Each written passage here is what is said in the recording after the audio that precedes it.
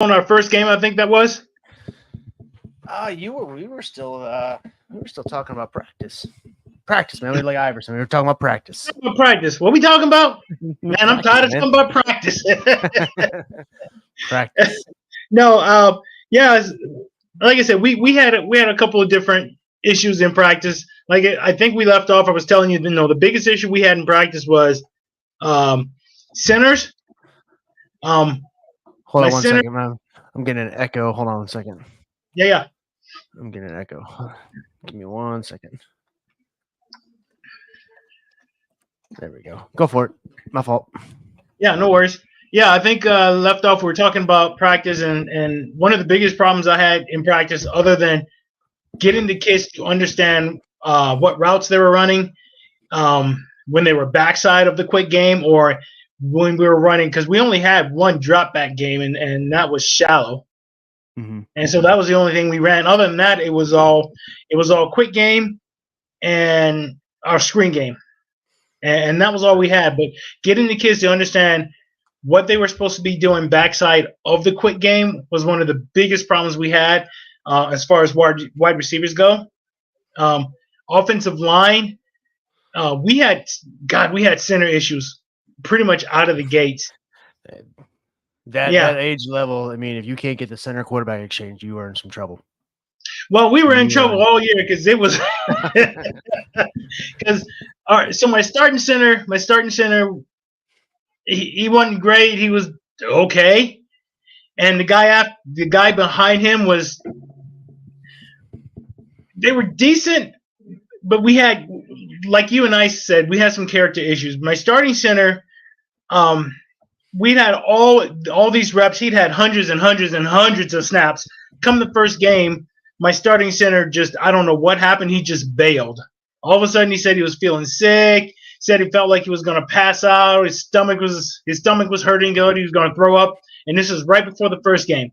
Had no symptoms or anything before that, but started feeling like he wasn't feeling very good. First snap of the first game, he didn't even have the first snap. He just sat out, and so we're already in damage control. Very first game, very first snap, and we're on to our backup center. Our backup center, good kid, didn't have any problems coming out, just playing ball. His snaps would be over the head or off to the left or off to the right, and he had hundreds of snaps as well, and we could not get that problem under control. And the more we snapped, he was good in practice. Come game time, we were struggling. So, that was that. I don't know how to talk about that one. That one was just bad for me. And so my starting center, after that first game, I remember telling my offensive line coaches, like, "Hey, we need to do something about that. I don't want him back in here, because if he's gonna do this, then I can't count on him. I can't trust him, so I don't want him back in here." And then, absolutely, well, I mean, what do you do at that point? You can't really be a starting center if you're going to come out and you're going to bail in the first game, right? No, absolutely not. I mean, and then you move on. It's a next man up mentality. That's what you got to do. Pretty much. So hey, I don't want him back in here. He says, well, he's the best center we got, and I said, well, I understand that. So next man up, we got to bring this guy along. So we come to practice the next day, and the guy who bailed out on us is the starting center. I said, what's happening? Well, he's the best center we have. And, you want to put this other guy back here? And I says, well, he's not going to bail on me. I'll take that. So, so that was the problem we had with that first game. It was. Go ahead. If you don't mind me asking, the difference between the two, how different was it? Like, was it a night and day, or was there small differences that differences that you could work with, or what? I could work with the second kid. Actually, both of them were pretty good. The second kid, he was that kid who just wanted to come out and play football. Mm-hmm. Didn't care where you put him, wide receiver, running back, lineman. He didn't care. He just wanted to come out and play football. It was his first year playing tackle football because he had played flag the year before.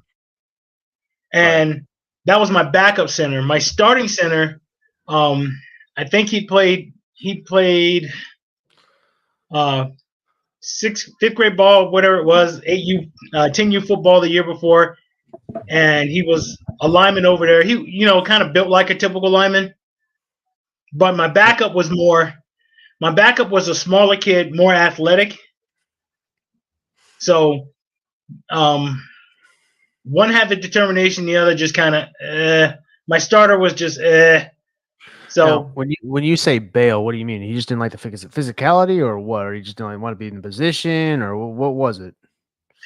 I really don't. I don't know if that was it because he didn't have a problem coming to practices and snapping the ball.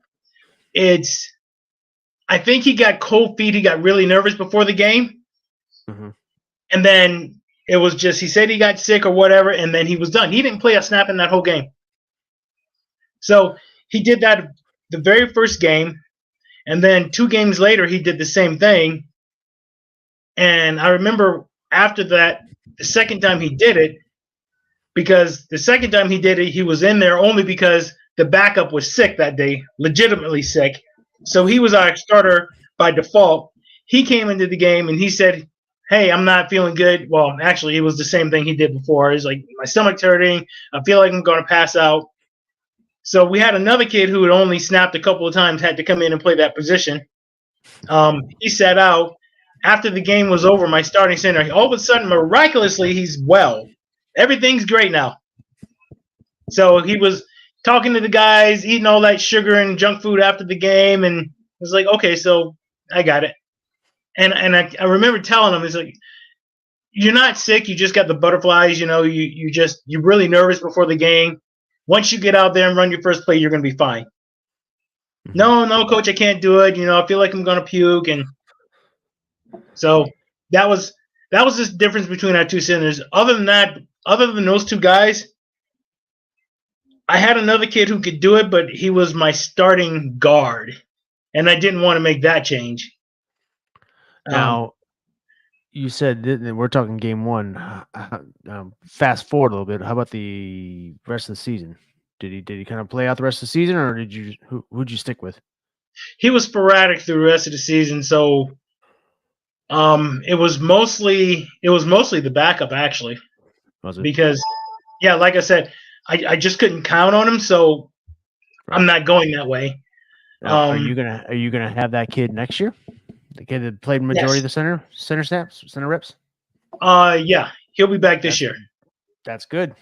That's good. So because I'm looking forward to that. At least I'll have something to build on there. Most of my offensive line, most of them are gone. I might get one of them back. Running back, I'll get both of my running backs back. Well, 2 of the 3, and then most of my wide receiver core is pretty depleted. So we'll see what we get there. But yeah, just like you said, my best player was my H. Yeah, he's my best player. You get him back? No. He's going to be 14U next year. Okay. Him and my H is going to be 14U. My Y is going to move up. My R is also moving up. So I think I'll have my L back. And then outside of that, it was like everybody who played second string. So I'll have them coming back. So that'll be good. At least I have some kind of foundation to build on. Yeah. Did you how many game reps would you say that some of those kids that backup wise got? Like how many games? How many game reps? You know what I mean? Oh, they played in every game, but they would get probably 10. They'd get at least 10 plays every game. And that was because, like you said, so everybody runs a route, everybody gets tired. So starters out, backups in. Were you required to play a certain amount of all the kids? We don't have a minimum play rule. Okay. So it's not required, but just myself, I want to make sure that every kid gets out there and plays because. Yeah. Oh, absolutely. Yeah, I mean, it kind of helps a lot, and especially when you're trying to withdraw, from the parent saving account, so when you have to do something like that, hey, he played, so yeah, kind of gives you a leg to stand on there. Well, I never dealt with that part of the coaching or that part of the aspect. I never, the pay to play stuff like that. So I never, figured, oh, my little baby's. I paid $400 for my baby to play, and he's not playing. I've never dealt with that aspect. So that's a whole nother animal that I've never dealt with. It's always been school ball, where, the understanding was clear: best kids will play. So if your kid's not good enough, they're not going to play, or they're not going to play as much. So right. That's kind of the aspect that I dealt with. Right. And then that was the thing that I put out, very first start of the game. Hey guys, this isn't a must play. Everybody doesn't have to play.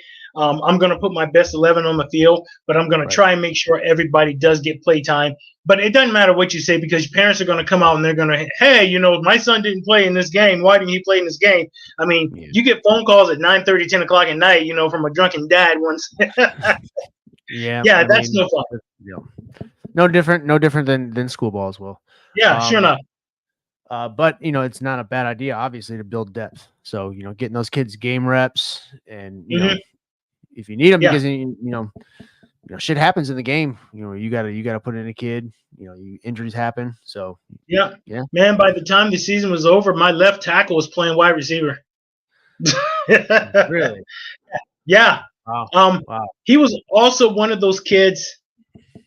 He kind of came in. He was like a diamond in the rough. He came in and it was like, I don't know. He wasn't the best kid. He was like second worst kid on the team. Mm-hmm. And by the time the season was over, he was probably my fourth best kid. Really? Yeah. Just complete turnaround. I don't know what happened, but complete turnaround from beginning of the season. I don't know. You can kind of see the lights come on and click, and you're like, okay. Yeah, so all of a sudden he's not afraid to tackle anymore. He always had decent speed. We had him on the line blocking, so the physicality of it all didn't bother him. He had decent hands, but he always kind of had that deer in the headlights look when you talk to him. Right. Yeah, but we got everything going, and he actually became a really good player. So, yeah, like I said, my best player was my age. He was –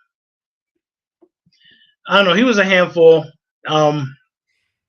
Like I told you, I had issues with later on in the season someone changing plays on the field, and I'm thinking it was him. I'm pretty sure it was him. I couldn't prove it was him, but yeah. Take me through that. What happened on that? Take me through that. It was our third game, and we had to make some tweaks. We couldn't get the ball out fast enough to wide receivers. So what it basically ended up looking like is I almost kind of had to have a sniffer back. I was more two back set out of the air raid than anything else. So we pretty much came really, really run heavy. And I remember sitting in the game, first play I call was out of ace, and I was going to go jet sweep left. So it was supposed to be ace, jet sweep left. He was my H on the left side. Next thing I know, the play turns into jet sweep right. And so he gets the ball and runs it for a touchdown. I'm thinking, that's not the play I called. Doesn't look like the play I call. So what's going on? We get the ball back the next series. I called inside zone. So we're in early, and I call the fake jet motion, fake jet left, and I was going to run inside zone, the opposite side of that. By the way, side note, just like you said, you start running motion, everybody starts chasing that motion, and your inside zones are just wide open. Wide ass open. Yeah, and it was really bad that particular game. So we ran early. We faked jet sweep left, ran inside zone right. That's not the play that got ran. What was ran? Well, it was early, and they just gave the ball to the H, who's going in jet motion to the left. So now this is our second possession, first play of second possession. And so now he got the ball again, runs around the outside and scores again. And I'm thinking, something's up. So at this point, I'm looking at wristbands. I'm checking my own play sheet to make sure everything corresponds. Let me stop you real quick. Yeah. The play is being changed. I'm assuming you're huddling. What's that? I'm assuming you're huddling. No, sir. Well, then unless they're just getting confused, how would he be changing the play though? Because he's just sitting out there. I would signal and play. Right. And what I saw was like this little conversation between he and the quarterback, and then he'd go back out. There it is. Okay. Yeah. So there was this little conversation, and then next thing I know, he's running something different. It's like, what the hell is this? So they come back off, and I'm trying not to yell. I was like, hey guys, what's going on? Let me see your playbook. Not your playbook. Sorry. Let me see your wristbands. Everything matches. This is what I call. This is, well, what happened? Well, that's the play you called. No, that's not the play I called. This is what I called. I don't know how you ended up with the ball. Well, they snapped it right to me. No, they snapped it to the quarterback. Quarterback handed it to you. Something's going on. So as that little back and forth, halftime comes around. We're already up. Oh Jesus! It was 30 something to nothing at half. So halftime is up, and everybody's we're over on the sidelines. And I'm talking to everybody. I said, hey, I don't know what you guys are doing on the side. I don't know what you guys are doing in the game, but the plays I'm calling are not being run. And I have a feeling someone's changing plays in the game. If I find out who it is, somebody's going to lose some play time. Absolutely. Nobody said anything. Not a word. And it says, okay, so, hey, I'll give you a chance to man up. Be honest. Come to me after the game. If you man up and come to me after the game, there's still going to be consequences. Maybe not so harsh, but there's still going to be consequences. If I find out on my own, then you're going to have a problem. Nobody said anything. Game was on Saturday. I probably didn't hear anything until Tuesday, and that was from my assistant coach. And my assistant coach came over, and he was telling me that he said, hey, they're changing plays in the huddle, he says, and I believe it's Chris. Oops. Sorry, you have to delete that one out of that. He says, anyway, we're changing plays in the huddle, and I believe it's so-and-so. And he says, no, can't prove it, but, his son happened to be the quarterback. And I was like, okay. Like I said, I couldn't prove what was going on, but watching game film, like I said, that little communication just before the play happened, I'm pretty sure it was him. I pulled the quarterback aside, and he kind of told me, he says, well, he was saying that that's not the play we want to run. We're going to run this play because this is the better play. It's just give the ball to me and let me score. Give the ball to me, get that kind of thing. So right. bigger, stronger kid than my quarterback, but instead he should have just kind of come to me and let me know what was going on as opposed to just giving in. I would have taken care of that. But yeah, that was something we ran into. As soon as I found out about that, I addressed the entire team, and kind of put that in front of them and let them know, hey, I'm not going to stand for this. If I have to come out and I have to call you out on this, you're not going to like the consequences. But yeah, he was my problem kid. Great kid, great athlete, but this was your H. This is my H. Yeah. And I remember talking to him after the season was over, and he was telling me that he was going to go and try and there's another competitive league in the area, and he was saying that he was going to go over there, and because the guy promised him that he'd be a starting quarterback.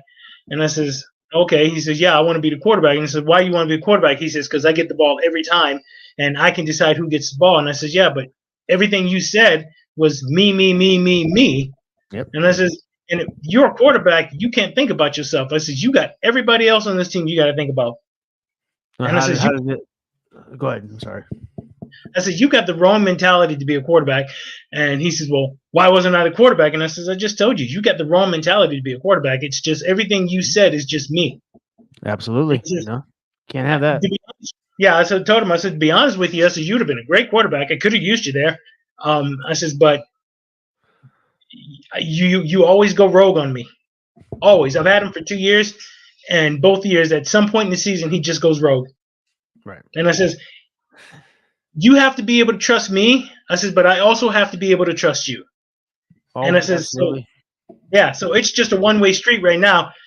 You can trust me, but I can't trust you. And I says, if I can't trust you, I definitely can't put you at a quarterback. Did you have an H behind him? Like his backup, if he got hurt, who was going in for him at that H position? The backup behind him was actually he was a smaller kid, much smaller kid, really quick. Good athlete. Oh, he was a decent athlete. Could He was you, just he was what? I'm sorry. Go ahead. Could you rely on him? Like as far as would you say for example, your starting H gets hurt, right? And this kid's first in line to go in the game. All right. Yes. If that happens, do you have any lower confidence of handing him the ball as you would the starting guy? Like, for example, what I'm trying to say is, would you have any problem giving him the ball or featuring him? You know what I mean? Would your offense maybe would miss a small beat, but would it miss much of a beat? You know what I'm saying? The problem. How much different would it be? I guess that's what I'm trying to say. The difference is speed wise. Speed.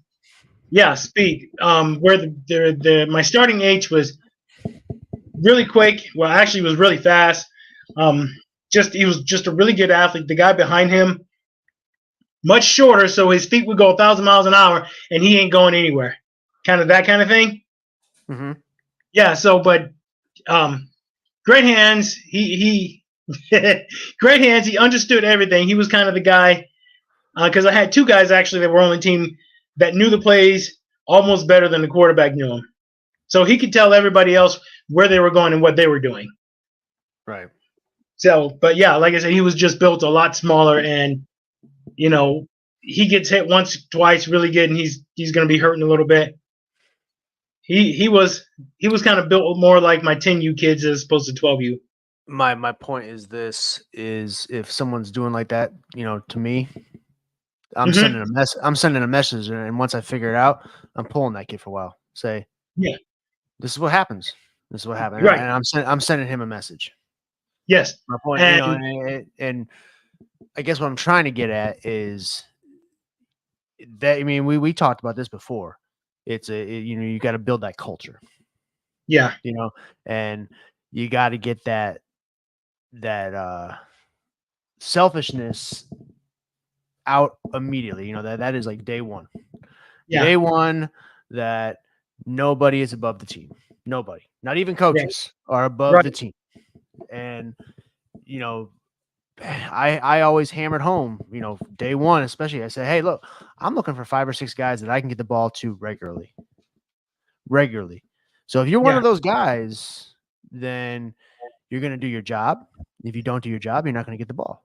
And especially for receivers, when we ran the ball, you're going to block or you're not going to get the rock. That's what we always said. Right. Right. We hammered that home. And I made damn sure of it in practice. Made a point of it. Someone complained, they were running. If they, whatever it might be, I was hammering home that kind of not me first mentality culture. That stuff is out the door. If you can't handle that, if that's not you, well, then there's a door. Don't let the door hit you on the way out. Because again, there was a saying that I always had that we'd be great with you, but we'll be fine without you. So, and that's the mentality that we always went with. Okay. I think it was you that I actually heard that from. Mm-hmm. And then when I heard it, I actually started preaching that mentality. We're great with you, but we'll be just fine without you. So yeah, it was later on in the season, I think, when I heard that. But yeah, it was that kind of thing. And I had probably 4 kids on the team that were probably sitting around 5'6" by 12 years old. Yeah. But no speed, good hands, good size, no speed. Played on defense. They were defensive end and linebackers. So that was the type. And like I said, I made mistakes on my own behalf because not knowing exactly where to put these kinds of kids. But the other problem I had, like I said, was my quarterback. Good kid, athletic kid. He was a lot shorter than everybody else and couldn't see over the line. So that was a different problem. The guy who was starting before him, he chose his path. He decided something else was more important. And we had our first game. It was our first game, and he was just getting a lot of pressure from the defense. And a lot of that was because I didn't have a lot of the time to come back and just kind of, like you said, be in his ear at practices all the time. Mhm. So I didn't have the time to build with him, but he was always, if you throw a stick, he's always looking to the concept side, never looked backside, never threw it to his running back out of the backfield. I mean, hell, we had 10 plays that he was wide open. Nearest guy to him was 15, 20 yards. Right. So, yeah. So he took himself out of the first game, and he was telling me, hey, I need a break. Well, actually, I didn't find out he took himself out of the first game until we called offense and my backup was in. And it's like, hey, what the hell's going on?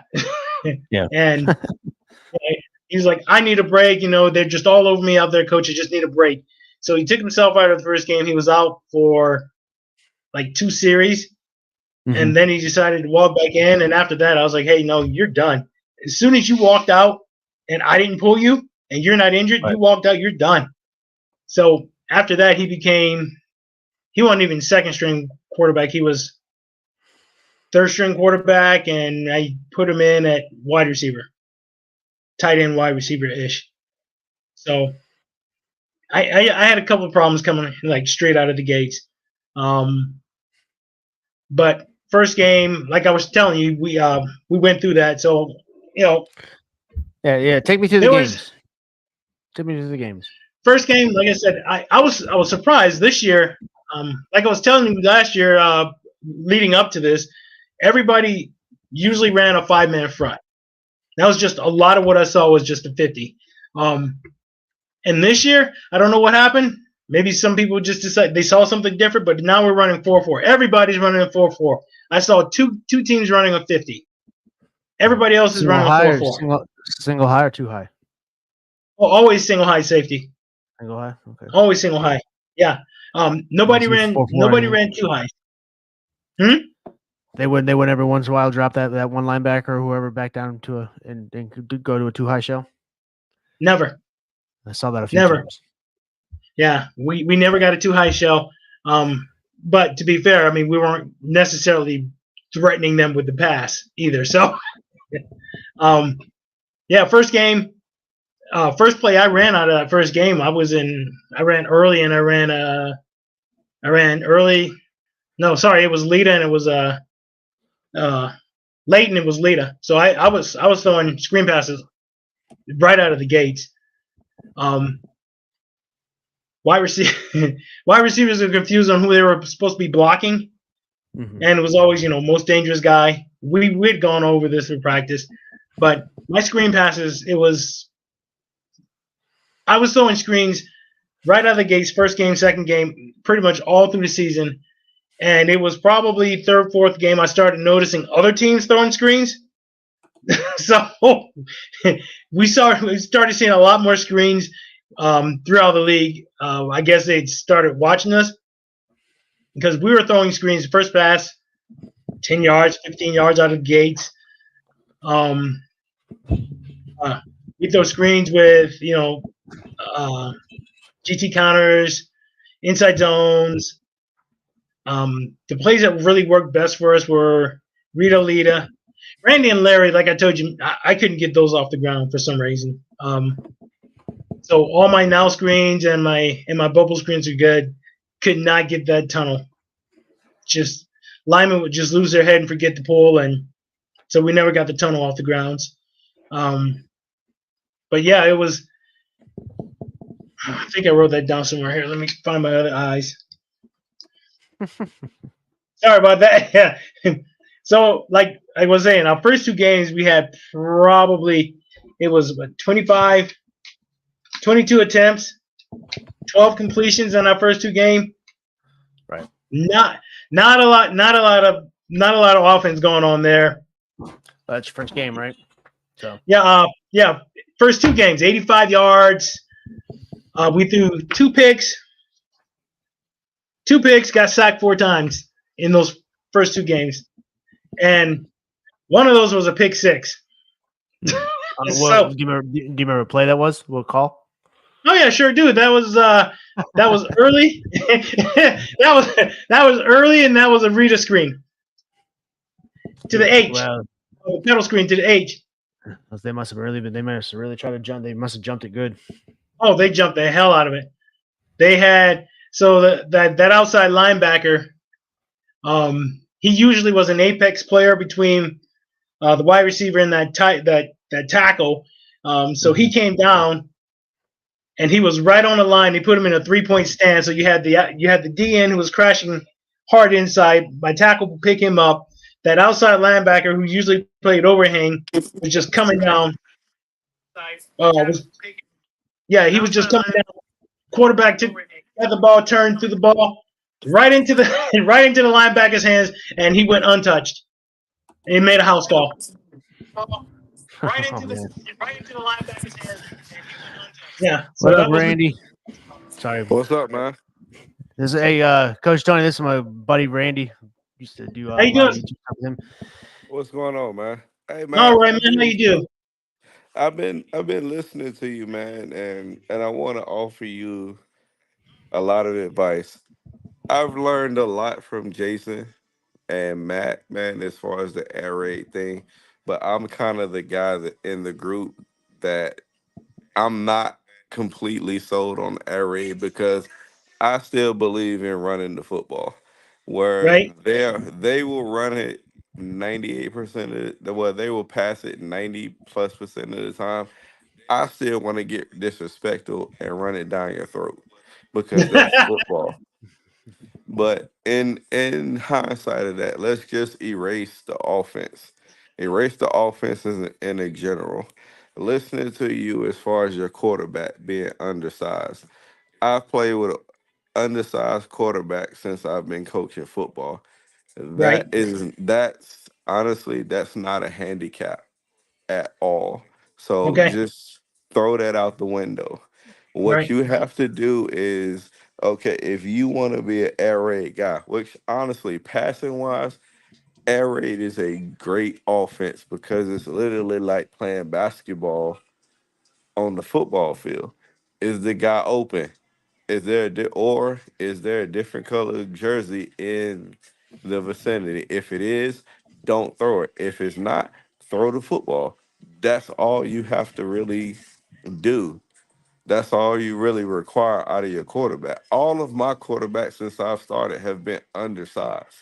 We are a base triple option team Oh. only because that's what the high school runs. Okay. So in a sense of one thing you have to get in mind is middle school kids, they're not gonna have the mindset that you want them to have. You're gonna have to mold them into the mindset that you want. Right there. One thing that my boys love about me, I don't sugarcoat it for them. I'm in North Carolina the same way as Coach Ross is.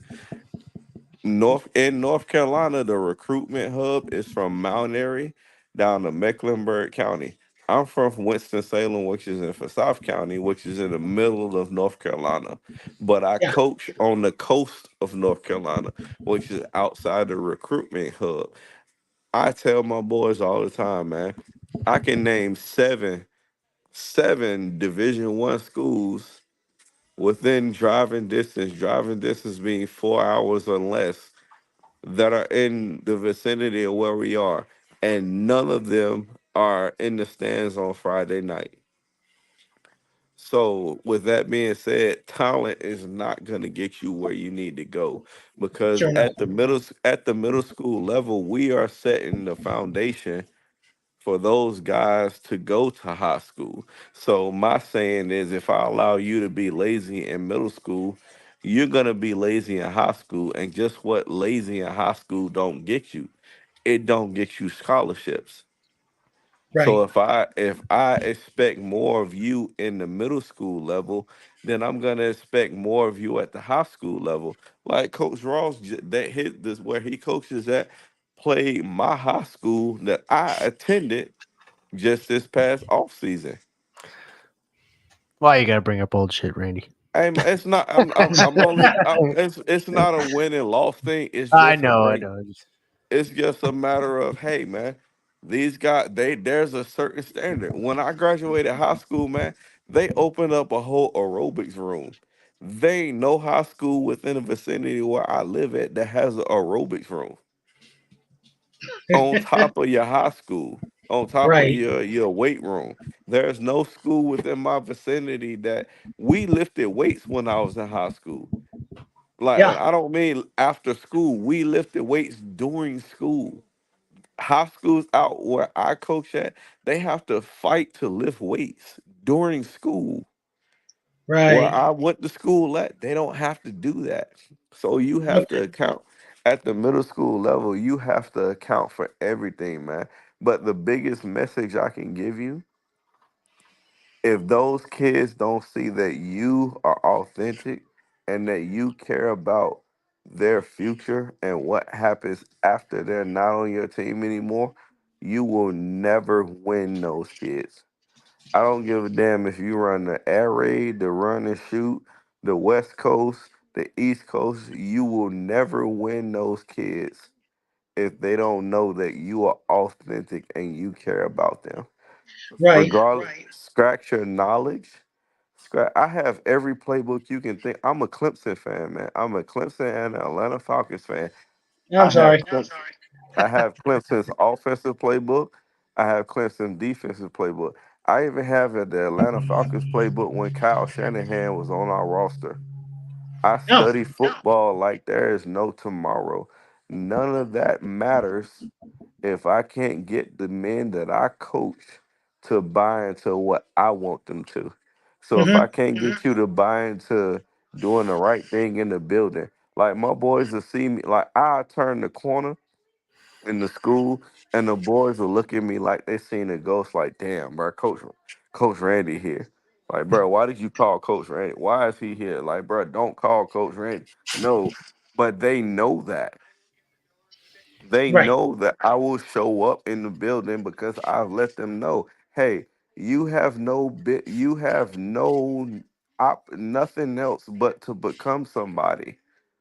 That's all. That's the only option you get from me. And if I catch you doing something other than becoming somebody, now I'm gonna fuck you up on a level that you don't like because there are enough nobodies out here in the world. And excuse my language, Yeah, but you're good, man. That's the language that I use with them because it's, hey, we got enough nobodies in the world. You're gonna become somebody. If I gotta get out here and make sure you become somebody, you're gonna become somebody.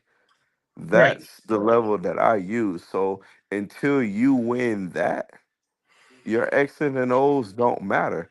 Coach Ross will tell you, I'm a blitz heavy person. I'm sitting in the house. I got plenty of film to show you that I'm sitting in the house. But if those young men don't buy into me, they're not gonna follow me. Those young men that I can show you right now that are they're seniors in high school, and I'm on the sideline with them, and they'll still come to me and say, "Coach, what did I do wrong?" You know what you did wrong. Then they'll come back, make an open field tackle. Hey, coach, what I did that right, right? I don't need to tell you that. You know this Right. already. I don't Right. need to tell you that. I'm not your coach anymore, but they still look at me with this high value on me. And that's what you need to have as a coach that maybe not at the high school level yet. Those players have to still value you without being their coach. Yeah. And it's again, that falls into if they don't buy into what you are selling, because kids are not stupid, man. I don't care if you got the whole who Andy Reid, Eric Bieniemy playbook at your disposal, which I'm pretty sure I could find and get it to you. I don't care if you got it or not. It's not gonna matter if those young men don't buy into you. Yeah, When I them agree with young that. men buy, if you get them young men to buy into you, and they can run through a brick wall for you, then I don't care if you run the air raid, the triple option, the whatever you want to run. Those young men are gonna run through a brick wall for you, man. Yeah, Right. But absolutely. Absolutely. until then, you will never be able to get what you want offensively, because I'm a defensive guy. I'm defensive first, offensive second. I look at Coach Ross. I look at them guys for offensive point of views because that's their strength. My strength is defensively. My strength, Okay. if I got a high school job today, I'm a 3-4 tight front with a cover four palms cover back deep, which I mean, if you're in backwoods, North Carolina, you don't even need that. You'll be okay with a 3-4 tight front with cover three in the back. But Right. that's just me. 3-4 tight front with with palms coverage, and palms coverage is the answer to to quarters coverage. We can get into a whole video of that, but that means I'll bring you on for nothing. that one. I like to go over that because we saw a lot of that this year. So yeah, absolutely. Yeah, that means nothing. And Coach Ross, if you want to beat it, double post routes. I will talk about it later. I ain't gonna tell you how to beat my defense. But you always count on Randy to preach. I love it. I love it. He comes with the knowledge. I love it. No, and he's absolutely right. He's absolutely right. And this, Tony, this is how you and I chatted throughout the year. You know, like he said, you have to establish a culture. You know, Hmm. and not only a winning culture, but a culture that shows that everybody, it's team first. It's team first, Hmm. look, and look, man. I'm gonna nobody's above give the you an team. example, man. My very first year of coaching, I was not the head coach. Okay, I want to point that out. My friend from college, Big B, was the head coach. I was the offensive coordinator when I told you I'm a defensive guy. We played our first game. We won that game 13-8. I had zero idea of what I was doing. If you'd have watched that game, you would have told the coach to fire me. I would have fired me. Next game come, that next practice, I literally scrapped the entire offense. My players were pissed. Notice what I said Oh, now. My players oh, were pissed, not my right. head coach. My players were pissed because we've been working on the same offense since the summer. And I told them boys, Right. hey man, trust me, blah, blah, blah. I didn't even trust me. I had zero idea. You know what's crazy? The next game, 36 nothing. Yeah, and give you an Oh, Next example okay. game, too. I'm only going to spitball right off of that. My last year next coaching at game. middle school, my little well, I cut you off, Randy. My fault. I was finna say, next game, 40 nothing. The next game, 28-0. Yep. All because I scrapped the offense and decided to do something different. Yeah. Okay. So to piggyback basically off what he said, my last year coaching, we run 5 practices. Then all of a sudden, one kid gets sick with COVID, had to shut everything down. So we had barely touched anything. Finally, we had to shut down for a week. Then we start practicing for 3 more days. All of a sudden, another kid gets hit with COVID, had to shut down for another week. Oh, So right. it's all about instilling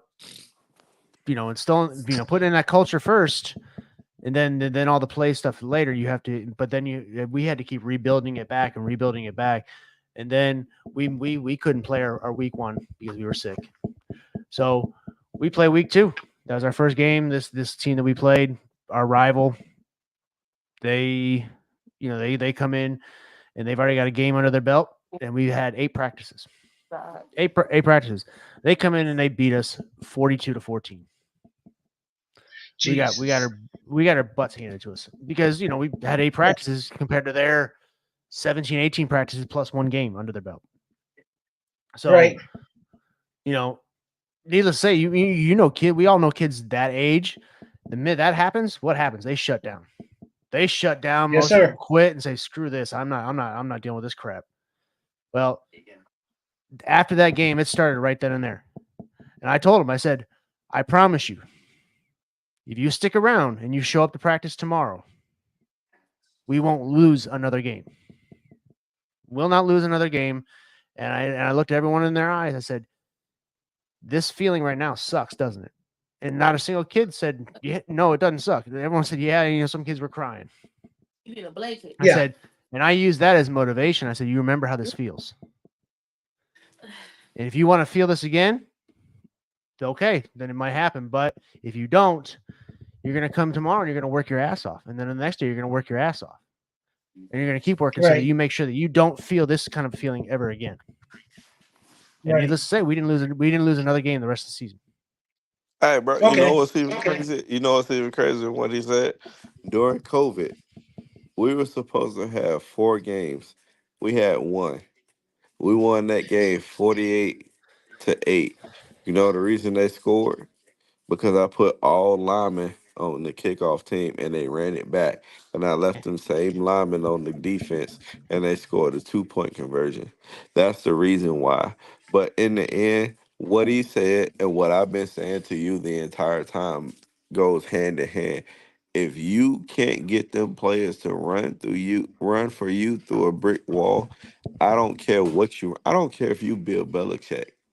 You will never win a single game if you can't get them kids to run through a brick wall for you.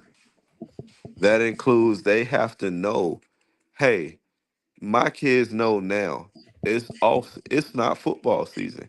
It's wrestling and basketball season. But my kids know I'll come in your classroom right now and see what you're doing. Yeah. My kids know that I will show up to basketball practice and know, hey, no, he need to sit his ass out because he's getting F's in football in class. Absolutely. Don't let him play. They know that Right. I will show up just the same way I'm saying it to you. My players know I will show up that way because I'm not BSing. You have no other choice but to become somebody. There are plenty of hometown heroes. There are plenty of nobodies around in the world. You have no choice but to become somebody. If I have to pull you off the corner myself, I will do that. I will do Right. that. I don't give a damn. I'm not even from the area that I coach in. I will pull you off the corner myself. I will knock the cigarette down your throat myself before you give me an excuse to become nobody. That's the Right. understanding that my guys have from me. So, like, I can sit here, like, we can all sit here and watch my boys play a basketball game, right? And it could be on mute. I don't have to hear anything, but I know my quarterback is running his mouth. I know my running back is about to get thrown out the game. I know such and such is doing something that he ain't got to do because I know my guys. Even with Coach Ross, the team he coaches and the team that they played against, I know it that something shouldn't be happening because I put that kind of time into the team. Right. If you don't have that kind of time to put into the team, it ain't never gonna work. It's never going Nope. to work. It's not little league. If you go little league, you can go get all the best players you want. All the best players from every side of town that you live on. It's gonna work perfect. You gonna win championships. Hell, you may even get the nationals and win nationals. But once you get to school ball, that's different. There's no weight Yeah. limit. There's no nothing other than your grades. If you can't win them on that point, it's never going to work. I agree That is wholeheartedly with him. Yeah. And that I is agree the wholeheartedly. biggest thing. Yeah. I drive that same point home. I'm same thing like you said about your kids. My kids know that I will show up in the classroom. Something's wrong in school. The principal calls me before they call the mom and dad. They know that something's happening. They're going to have to answer to me. They know you can pick up the phone night or day and call me no matter where you're at, what's going on. You give me a call, I'm going to be there. They know Yeah, that. and it's kind of like you could even do it the same thing, not necessarily with you, Tony, because it's not school ball, but what Randy and I kind of did with school ball is you're a student first, athlete second. Yes. And so Yes. the grade, and so I mean, you could handle it the same way with rec ball too, but like with this whole thing is it's all about culture first, Oh, and I agree. then So, the X's and O's and playbook Well, see, second. that's the thing about me. I do rec and middle school. I do the oldest level at the rec and then the middle school because when they leave the rec, they're coming to me. And it doesn't stop there. Even on Friday nights. Like guys that they're not my players anymore, but they'll do something like miss a tackle on kickoff. And they'll come to the sideline, hey coach, what did I do wrong? Come on now. You know what you did wrong. And then they'll come back next kickoff and make an open field tackle. And like I mean perfect tackle. Coach, did you see that? Blah blah blah. I don't want to hear it. You should have did that on the first fucking tackle. I'm not finna right. praise you for that. You should have did that on the first my, tackle. I'm not praising you on that tackle. You should have did it on right. both of them. But in the I inside, catch a lot of flack from I catch a lot of flack from a lot of the high school teams around here because a lot of the kids that play for them, I've coached, and like maybe from the age of 7 on up. So I've had them maybe 2-3 years, and if they see me wherever I'm at, whatever I'm doing, hell, I've got guys now that are 30 years old that still come up to me because I've been coaching that long and still come up to me and say, hey, what's going on? Everybody, like I said, you can't take me anywhere around here because somebody knows me. Um, but I see, might at forget the your same face. time, I get you, but at the same time, that still buys into your system. So if you want to implement the air raid, if those kids still ain't bought into everything and say, hey, you know what? Yeah. This air raid thing is working or this air raid thing is whatever, it's never gonna work. And Yes, that's I the agree. part that a lot of guys miss, especially at the little league level. At the little league level, you can go get because I play for the Winston-Salem Indians, man. We were great for North Carolina. Like when I say great, I mean we were 2004, my best season. We were one game from Florida. Florida is the ultimate whatever for Pop Warner football. I know it's stuff past Pop Warner football now. And even in Right. high school, we played Wilmington, Hoggard, Fayetteville, 71st, and that's the area where Coach Ross is from.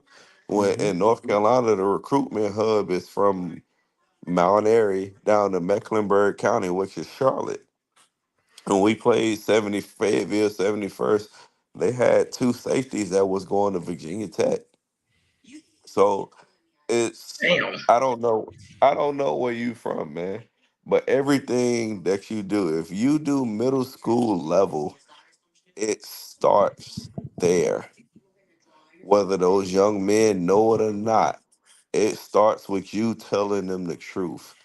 I know in North Carolina, the recruitment hub is Mount Airy to Mecklenburg County. Sure, Tarbell is winning all of those state championships, but guess what? How many of them kids are going to Division I schools like Todd Gurley? Most of them are not. Most of the kids in this area, I can name you 7 Division I schools within driving distance. Driving distance for me is 4 hours and a half. Hmm. In that same none of them kids, none of those schools are in the game in the stands on Friday nights. None of them because No. they are outside the recruitment hub. That's how real I keep it with my boys. I have a kid on my team. He is very talented, man. And when I say very I mean very talented. He's very talented and he is very smart. He wants to go to the University of Tennessee. I looked him dead in his face and I told him, hey, you will make it to Tennessee academically before you will athletically. That's your ticket in. You get an academic scholarship, go try out for the football team. and you will make it. But when you make it, don't guarantee yourself whatever because you're on an academic scholarship. Don't worry about nothing else because everything is taken care of. Right. Right. I agree. So we kind of went down this whole tangent about culture and everything like that. But basically, in a nutshell, what we talked about with your H guy, changing the plays because that's obviously a me first mentality. The reason I Sure. was asking about your backup is I would have sent a message to him right away and said, "Look, if this is going to happen, your ass on the bench. You're going to be watching." Listen to me, man. I Right. have a quarterback right now, Jew. Jew is generational talent. When I say we are a triple option team because that's what the high school is, and I use the air raid system as a passing. So it's kind of marrying them both. Jew is a generational talent. Like if Jew is a running back at quarterback, that makes sense for you. Oh yeah. I will bench Huh. Jew today. I've won. Listen to me, man. I have won games with 13 kids on my roster from COVID. I stand behind it for a minute, whatever you want to put on it. I will still do that. So if you think you're above this team, hey, by all means, go sit on that bench. Go sit in them stands and tell me how useful you are sitting up there. I don't care if you Okay. could play like Patrick Mahomes or Lamar Jackson right now. How useful are you in them stands? You ain't. Telling your homeboys how much they mean, how much they need you on the team. What does that mean? Nothing. Why? Because that train will always roll, whether you're on it or not. I Sure was a enough. pretty good. I feel like I was a pretty good football player. I made it to college and everything. Guess what? That train has been rolling with or with me without me on it. Yep. Trent Richardson was a great football player at Alabama. Guess what? The NFL train continued rolling without him. Sure did. Yeah. Man, you got to pick. You got to pick on my teams. You got to pick on my Browns for picking them. Hey man, that was your fault, man. I Yeah, sure enough. It was y'all fault. I don't know what the hell y'all was But thinking. even hell, even just looking at the Browns, look at how many quarter Johnny Manziel, bro from Notre Dame. Dude, Look at Randy, all Oh, the you are guys. killing me. You are killing me tonight. But Bring it I'm on. just saying in general, but just in general, look at how many guys y'all picked. Believe me, I know. I'm And a they Browns were fan. It's great hard sledding. and they were great in college. But guess what? The train continued to roll. Y'all got Joe Flacco right now. He's Joe killing it right Flacco now. ain't, but he's been nothing since the Ravens, and he has y'all in playoff contention. Hell When yes. y'all had Almost, number but one, it could be a number one seed here in a couple weeks. but y'all had the number one overall pick at court, and y'all picked quarterbacks, and none of these guys got y'all in that. But some Again, old guy that ain't played and I don't know how you win. it must be the yeah, night of got a bringing up second old win. shit Is tonight, what that Randy. is. Damn it. He got a second win. But I'm saying though, man, like look at all the guys that were picked before Joe Flacco got to Cleveland. Include Yeah. include include Deshaun Watson because I was an advocate that they paid way too much for Deshaun Watson because I'm a Clemson fan. They paid too much for him. Keep I agree him with in that. mind. Keep him in mind. Look how much they gave up, and they're in playoff contention despite all of them. And they Hmm. got a guy that ain't been in the playoffs in how long? Ever. Joe Yeah. Flacco ain't been nothing since he left the Ravens. Everybody counted Sure. Joe Flacco. Oh, he was supposed to be just a guy to come in and finish the season on a Well, high he note. finished in the But season. but I'm saying he's a guy that to finish the season on a high note to get the current coaching staff into the next season so they don't get fired. He has them in Right. playoff contention to where they can legitly compete against the Ravens. Like they're legit Yeah. content. If they get Bradley Chubb, I'm gonna be honest with you, they're legitly AFC conference contenders with Joe Flacco. And that's the crazy Yes. part. And that, Yeah. but take that and rewind that back. Well, to the middle school level, throw that that in. has to That be your mindset with whoever you have on your team. and Nobody is bigger than the team. I have my quarterback. I'm not going to say his name because of the video. I have my quarterback. He is very talented and we need him. But guess what? I ain't telling him that. If he messes up and I don't allow him to try out. Not he can't try out. I don't allow him to try out. He could have the passing grades. Guess what? You got all D's. No. Clearly you didn't No, take yeah. school clear enough. You ain't playing. So guess what? I'm moving on to the next kid. We are Along the here same together. lines, next man up.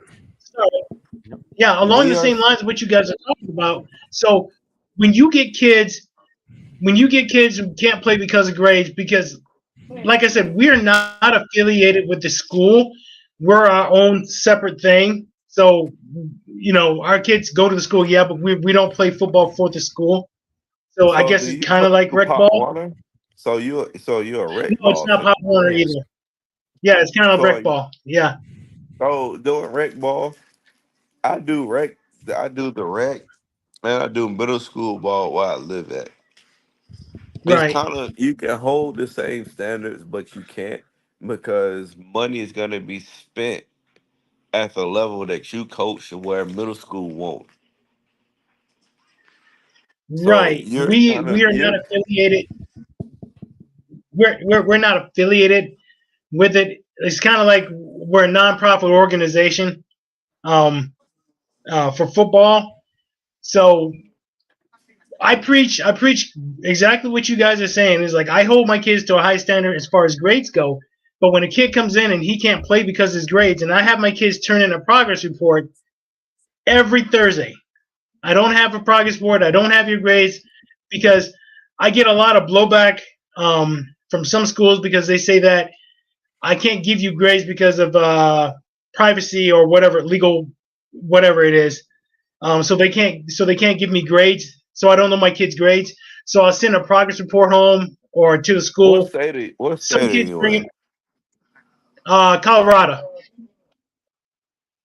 I don't know about Colorado, but as far as I know, once in North Carolina, once your progress report comes out, all of that's admissible. No, you can't do every week because every week there's maybe I'm not a teacher.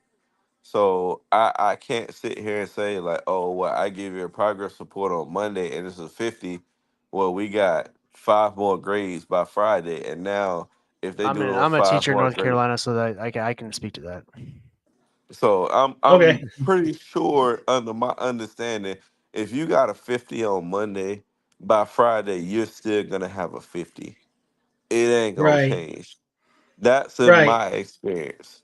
So Right. from the rec ball standpoint, man, here's what you gotta preach.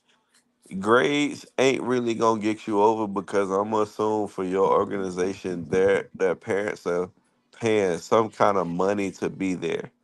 What you have to Mm-hmm. preach is when the last time you seen Mike Krzyzewski at a and this is gonna make sense in a second. When have you seen Mike Krzyzewski at a rec ball game and gave out a scholarship? When have you seen Mike D'Antoni at a rec ball scholarship? When have you seen Phil Jackson at a rec ball thing and say, hey, he should get a scholarship? Now I know all of those are basketball, right? Basketball scholarships are easier to get than football. When have you seen Mike Krzyzewski at a open run at a rec ball level to give out a a scholarship? When have you seen Roy Williams at an open run to get out a basketball scholarship? When have you seen any of that? Nowhere, right? Okay, Right. so revert that to football. When have you seen Nick Saban at a pickup football game to give a scholarship? You haven't. Dabo Sweeney, hell, even Jim Tressel, going back Ohio State. Yes, I know Jim Tressel because I loved Miami in the early 2000s. Ohio Jim State wrecked Tressel. Miami. They ain't been the same since. I just had to throw that out there. Yes, they did. They should have in 2002. Miami should have wrecked Ohio State, but they Miami did ain't been the not. same since either. They haven't since that controversial pass interference call that Oh, kept it the was game going. PI. Come on, don't give me that. Hey man, I It's legit PI. love the Right. early 2000s. I have zero idea how I'm a Clemson fan because You are dunking on my teams right now. I'll tell you what. I love the early Miami teams, man. They had so much talent, man. But Ohio State wasn't far behind. Ohio State's never far behind. Like they always have great teams, man. Like what's his name that Washington just traded? I told the same thing that they just Chase Young. traded. I said the same thing about him. Trey Young is fine, but the difference between him, he gets lost in games. There are games where he Oh, doesn't Chase Young. show up. Yes, when they played Clemson, Chase Young did not show up at all, which was what allowed us to beat Ohio State. He didn't show up at all. He pressured Trevor Lawrence maybe once or twice, and he was just a non-factor, and we was able to get that BS off and win the game. Well, what about the four-step fumble that was called back an incomplete pass where we returned that for a touchdown? Hey, and Don't that give me too. that bullshit. Listen, man. Come on, man. You know I'm a straight You were just I'm dunking on my straight teams tonight, Randy. I'm straightforward when it come to football, man. Ain't no BS when it come to me, man. So Well, I am like I straightforward. was saying, Ohio State, the last game before the We last one, before Justin Fields, Ohio State should have won that game. They should have won that game, but they let little stuff kill them. Now the one after that with Justin Fields playing hurt, they had every bit of reason to win that game. and they did. Trevor Lawrence and none of them played anyway. But again, like I said, man, with you doing rec ball, man, it's gonna be very difficult for you because you're dealing with kids who still have the mindset that they're gonna play. Their parents think they're gonna play running back for the New England Patriots when Bill Belichick yeah, is gonna get fired at the end of the season. Their parents still think that they got a chance to pay for the Kansas City Chiefs and be a Super Bowl champion.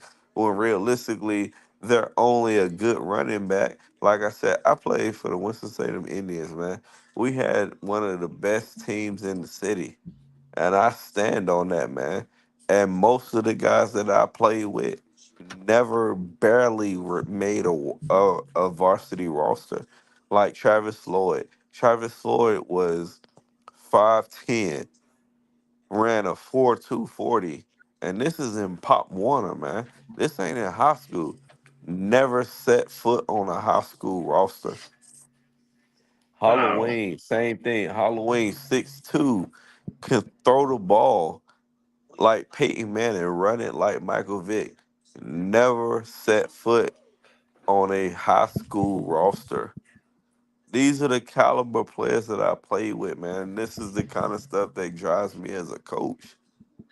All of these Right. guys that I played with, they were superstars, man. But when they had bad games, oh, you ain't gonna make it doing that. Shut You ain't down. gonna do it doing that. Yeah, They had every negative thing on the inside of them. Oh, you ain't not, you ain't blah blah blah. As long as they're doing negative on the field, but while they're yeah, positive, they got everything under the sun going for them, man. Like I said, yeah, Travis was 5'9", 6 foot, 4.240. At that time, I graduated high school in 2010. Me and Travis was the same. Who the hell wouldn't want a running back at that age? 6 foot, 4.240. That's yeah, perfect. yeah, Guess what? My high school didn't want him because he didn't have the grades and he had an attitude problem, and we still went to the state championship that year. That's right. the kind of message that I pass on to my boys. I don't Hmm. care Okay. how well you play. That you Yeah, can play well, Bertie, Elizabeth City. Gates County, all of them got somebody that you are in competition with. But guess what? The kid in Elizabeth City rushed for 200. The kids in Gates County rushed for 300, and you rushed for 400. Guess what? The kid in Forsyth County rushed for 500 yards. But that wasn't just for one game. Guess what? He did that every game. So while you rush for that 500 yards for one game, that's every game in that season he rushed for 500 yards. That kid in Charlotte, he rushed for 600 yards a game. That kid in Mount Airy rushed for 800 yards a game. That's what you're against. You're not Right. against that kid that's 2 counties over from you. You're against that kid that may be in Georgia that's been squatting pigs his whole life. Right. That kid been lifting hogs his whole life and he got strength that you ain't gonna never match. And guess what? He was a D1 scholarship offer to Alabama soon as he set foot on the football field. That's who you are against. You're not Yes. against that kid in Backwoods, North Carolina. That kid in Backwoods, North Carolina, he's gonna be great until he face talent that can make him not look great again. Like Right. where I stay at, Northeastern is the school to beat, but Northeastern is that school that get kids from 2 counties over to play for them, so they can beat everybody in the area. But time you get to Reedsville, which Reedsville is like an hour from where I'm from, you can't beat them because Reedsville is too talented. Hmm. Yeah. Even where Coach Rouse was at. Coach Rouse was from Fayetteville. Fayetteville is one of the major cities in North Carolina. Hey, but that 71st, hey man, they are a football monster. Okay. Powerhouse. So, All right, let's continue. Go. So, um, Tony, what I would say, you were going to ask a question about how you kind of mesh like the grades with the rec ball. Was that what kind of the question you were going to ask, or? yeah. So I was asking, like, so how do you guys? Because I know everybody gets blowback from grades, and like I said, especially with us, we're not affiliated with the school in any way. My message is, they give you, say, I don't know why you're doing this because this isn't high school football. And I always tell them, it's like, no, this ain't high school football, but I'm getting him ready for high school football. He's going to have to deal with this when he gets to high school. So why not do it now? So my question was, how do you guys deal with all the blowback that you get, that you may or may not get from parents, as far as grades? Because again, you don't show up to practice, you don't play. Let me. If your grades are if your grades are just trash, you're not playing. You know. Well, how about this? Let me ask you a question first. When you started the season, did Mhm. you have like a parent meeting at all? Like First thing I did. what did you lay it out? Did you lay out this kind Yep, of situation? sure And did. I would have stuck with it and said, okay, you Hey, know, hey, hey, I agree with you, but the thing is that they are not school affiliated. Right. So one thing that parents are not gonna follow is, hey, my kid has. Did we lose him? I don't know. Yeah. So what I would do, until he gets back, I don't know what happened. Yeah. I would have that, that parent meeting, like you said, and say, "Hey, this is how it's going to be. Grades first, football second. And even though we're not affiliated with the school, that's how it's going to be. And then what I would do is keep in constant contact with the parents. Does that make sense? Yeah. Yeah. And basically have them all sign off on it. Even if you had to put together like a small little contract, where I you, do where you that. have something, and have them sign. Look, if your kids ain't making the grades, you ain't gonna play. I If you have don't a like that, if you don't like it, then go find somewhere else. Because again, it's still the mentality, even with the parents. It says no one kid is above any other kid on this team. right. Some I kids have may a get more clear playing time contract. based on talent and based on performance on the practice field. But when it comes to the grades and everything like that, I'm sorry. This comes first because this is what's going to get you to the next level. Not necessarily the talent. Talent's only going to take you so far, but you also need those grades and that positive mentality. Yeah. To push forward and take that next step. Yeah. And like Coach Savage said, he put in the chat. I'll put it back up. He said this was. I don't know if you can see that. Apparently, is upset about accountability. There's more issues. Absolutely, he couldn't be more right about that. Absolutely, there's other stuff going on too. Yeah, there's other stuff going on. So that's a red flag. Sure is. So I agree with that wholeheartedly. That's what I would do. I would almost hold the parents as accountable as the kids. Okay, this is how it's got to be. If you don't like it, well, then I'm sorry. You don't have to pay your money, or you can take a kid off the team, take him somewhere else. That's how it's gonna be. It's my team. This is how I'm gonna run the team. If you don't like it, well, tough. You can go kick rocks. Yeah. And that's how I would do it. So, but I would be in constant contact with the parents like every week. I used an app even for middle school football where I would be posting stuff, and all the parents would sign up for it, all the players would sign up for it. I put a schedule out for it, and I would be contacting the parents almost on a daily basis. I would just be putting in group chats, and then if I needed to, I'd be in a private chat with a parent. If there was an issue or something like that. Yeah, that's one thing that I would recommend doing is doing one of those team apps if you don't use it, because there you can be in instant contact with the parents. Yeah, that was the first year that we actually had anything like that available. Excuse me, anything like that available. So I did do that this year. We, like you were saying, I've been doing code of conduct contracts for the kids and for the mom and dads. I've been doing that since 2012, 2011. And every year you get a little blowback for parents try to push. This year was especially bad. But like I said, I got a lot of that. I had parents get kicked out of a ball game, get ejected from a ball game, and as you know, you get kicked. And our rule is if they kick you out of this ball game, and it doesn't matter if they kicked you out in the first quarter or the fourth quarter, if you get booted from a ball game, you're done for that game and the game after. Right. And so the kid that I was telling you about, my H, he got booted out of it was the fifth ball game. He got booted. So he missed. Yeah. He got booted. It was the third quarter. Out of that game, missed the very last game, and right alongside with him, his grandfather and his father went. All three on the same game. Sounds like it's all in the family kind of thing. So. Yeah, and then the type of kid like that almost sounds like a cancer on a team. It was. So I mean, I tell you what, as good of an athlete as he was, not worth the headache. I would have no.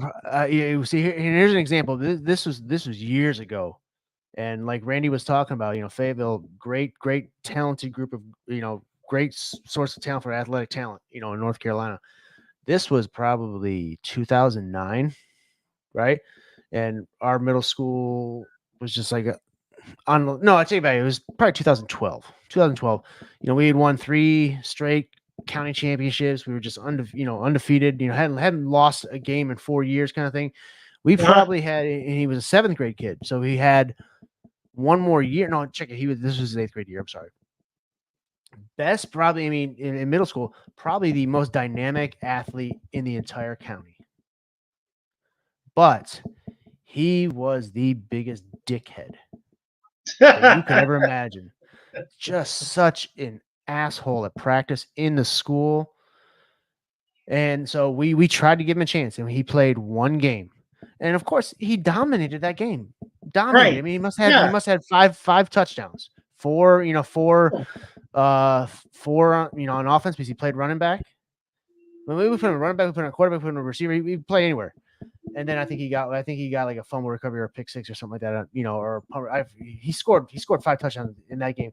But he was talking back to refs and trying to start fights after the game, even after we won the game like 42-0.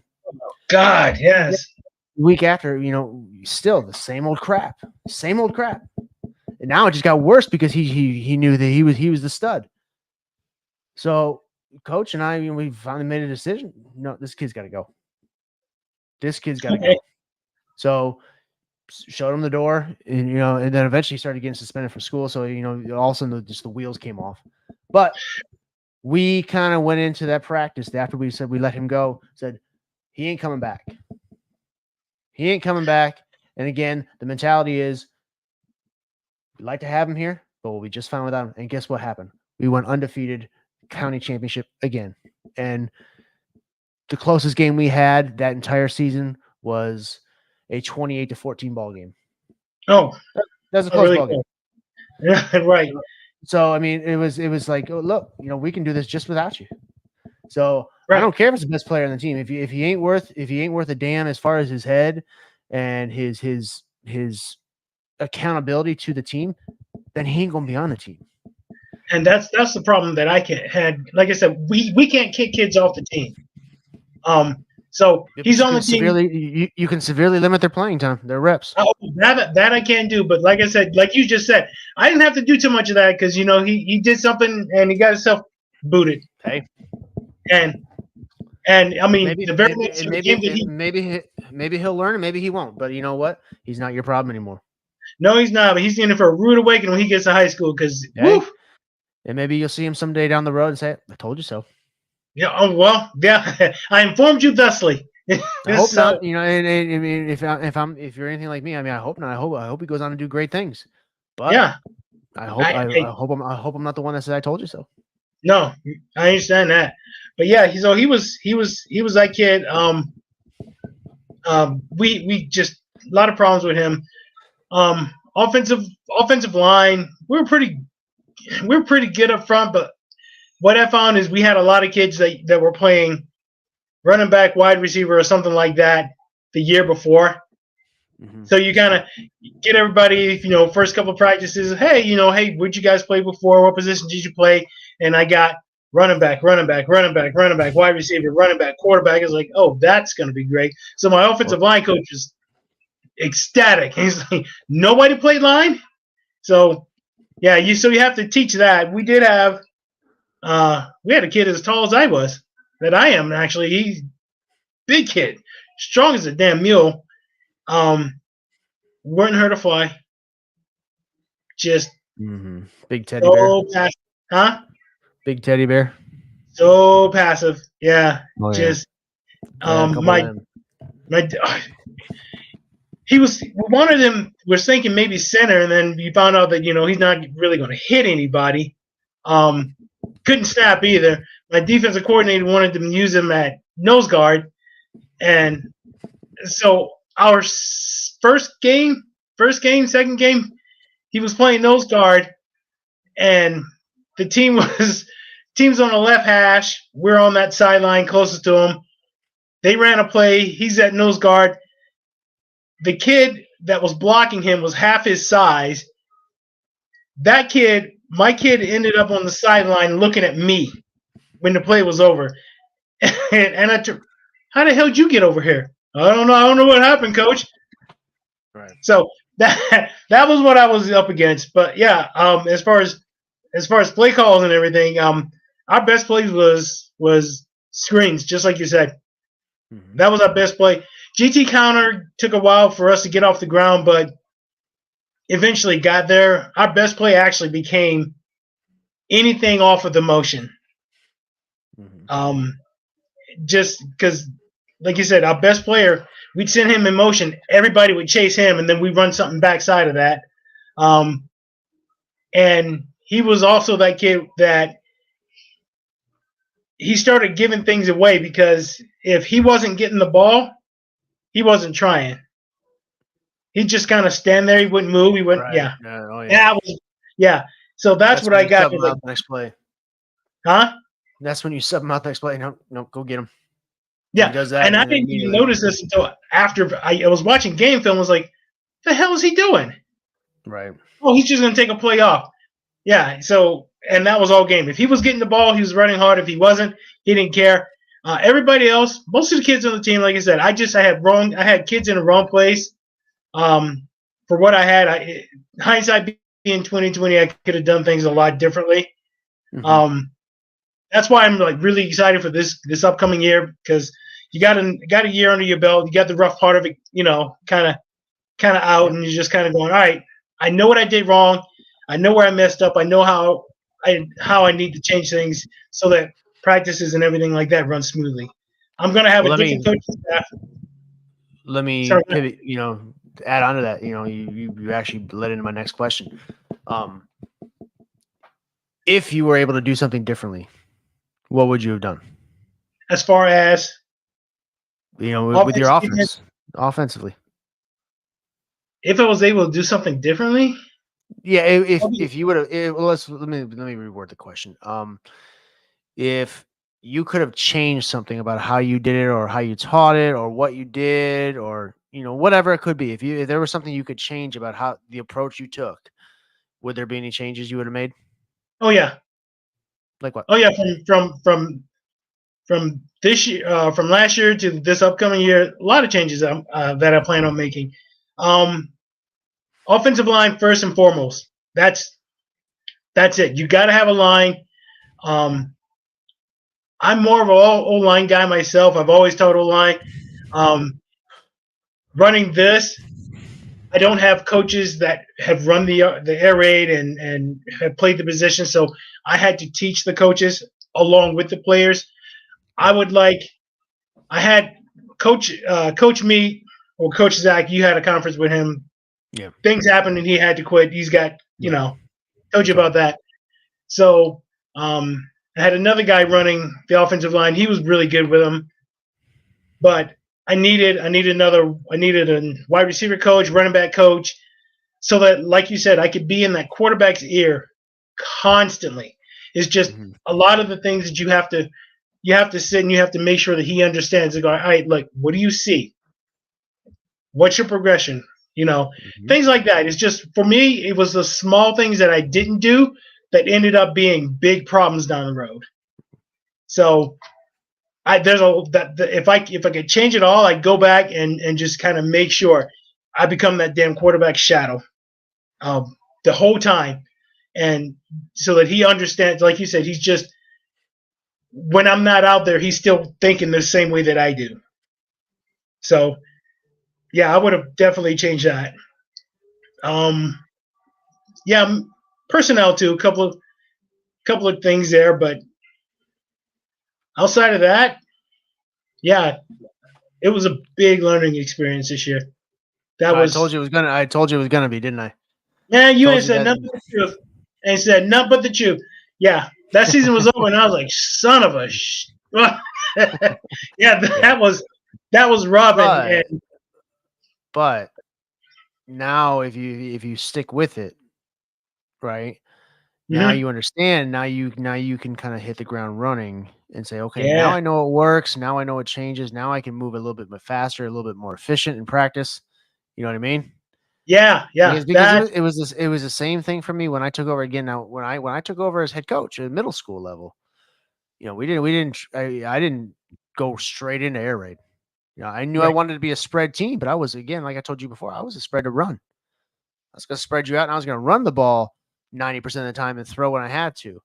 And eventually I started doing research and stuff, kind of like what you did. And I said, well, you know what? This offense is catching on, and I like where it's going, and I'm learning about it. And I was like, you know what? This makes sense. This makes sense, and it can be done at this level. It can be done at this level, but it's really, and you've heard other coaches say, and I'm going to echo what they've said before. If you've listened to other coaches, that the golden ticket is practice and how efficient you can be at practice. Because, again, with this type of offense, as simple as you can make it, it's all about repetition and muscle memory. It really is, because you're doing the same thing over and over and over again. Another coach said it.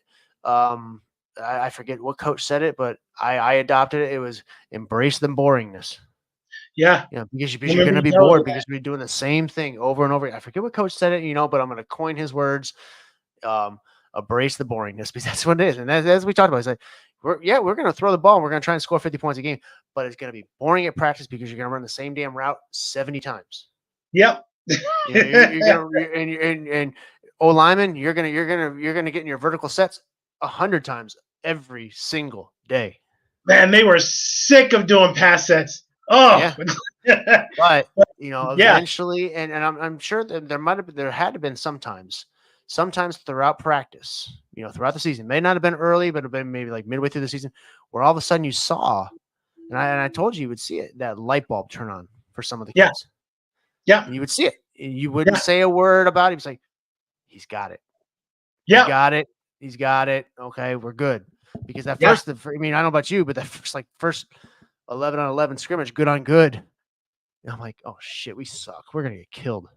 Shit, man. We're gonna I get videoed killed. that. Yeah, I videoed that scrimmage and went, oh, god damn it. Yeah, I went home with my wife. I'm like, God damn, we're gonna get destroyed. I'm probably not gonna win a game. Yeah, Not gonna win a game. And then you go back the next day and it gets a little bit better, a little bit better, a little bit better. yeah, And and then on top of that, you find out what they're really really good at, and you build off of that too. Now yeah, you build off of, like you said, your screens, your motions. We're good. Okay, so let that be the staple. And what can we do off of that? exactly. What can we Yeah. do off of that? So So that's kind of what I ended up doing. I mean, that was, and so we talked earlier about sidecar versus pistol, mhm. and just like you said, so we go sidecar, and people know that you're going to run. If we're a sidecar to the right, they know you're going to run opposite side of that running back. It's probably 80% chance you're going to do that. So what they would do, they would start shifting to that accordingly. So I started going pistol, and what? Okay, so here's my question. So if you're running inside zone, you're in pistol. Running back's right behind you. You're running inside zone to your right. Does your quarterback open to the right? Because I know you're supposed to be reading, and It that's changes. reading. It changed a little bit. Now you got to read it to the right. So if you're calling inside zone right, he's opening to the right, and you are reading that defensive end right there. Well, Yeah. but if you're going inside zone right, you're also blocking that DN on the right side. Correct? Well, see that's where the rules change a little bit. That's where you have to. I mean, that's where it gets a little tricky. See, what I would do when I would, if you saw the shift, like that late shift, like you were talking about, this Yeah. is what I would do, as opposed to going pistol, because it does change the rules up a little bit. It does. It really does. Because you can't run inside zone right and have him open up to the left. It throws off the timing. I actually did that. Yeah, I mean, to me, I would throw off the timing. I mean, maybe it works, but it just, for me, just thinking about it, it throws off the timing. Well, So I would open yeah. it, and it would change it.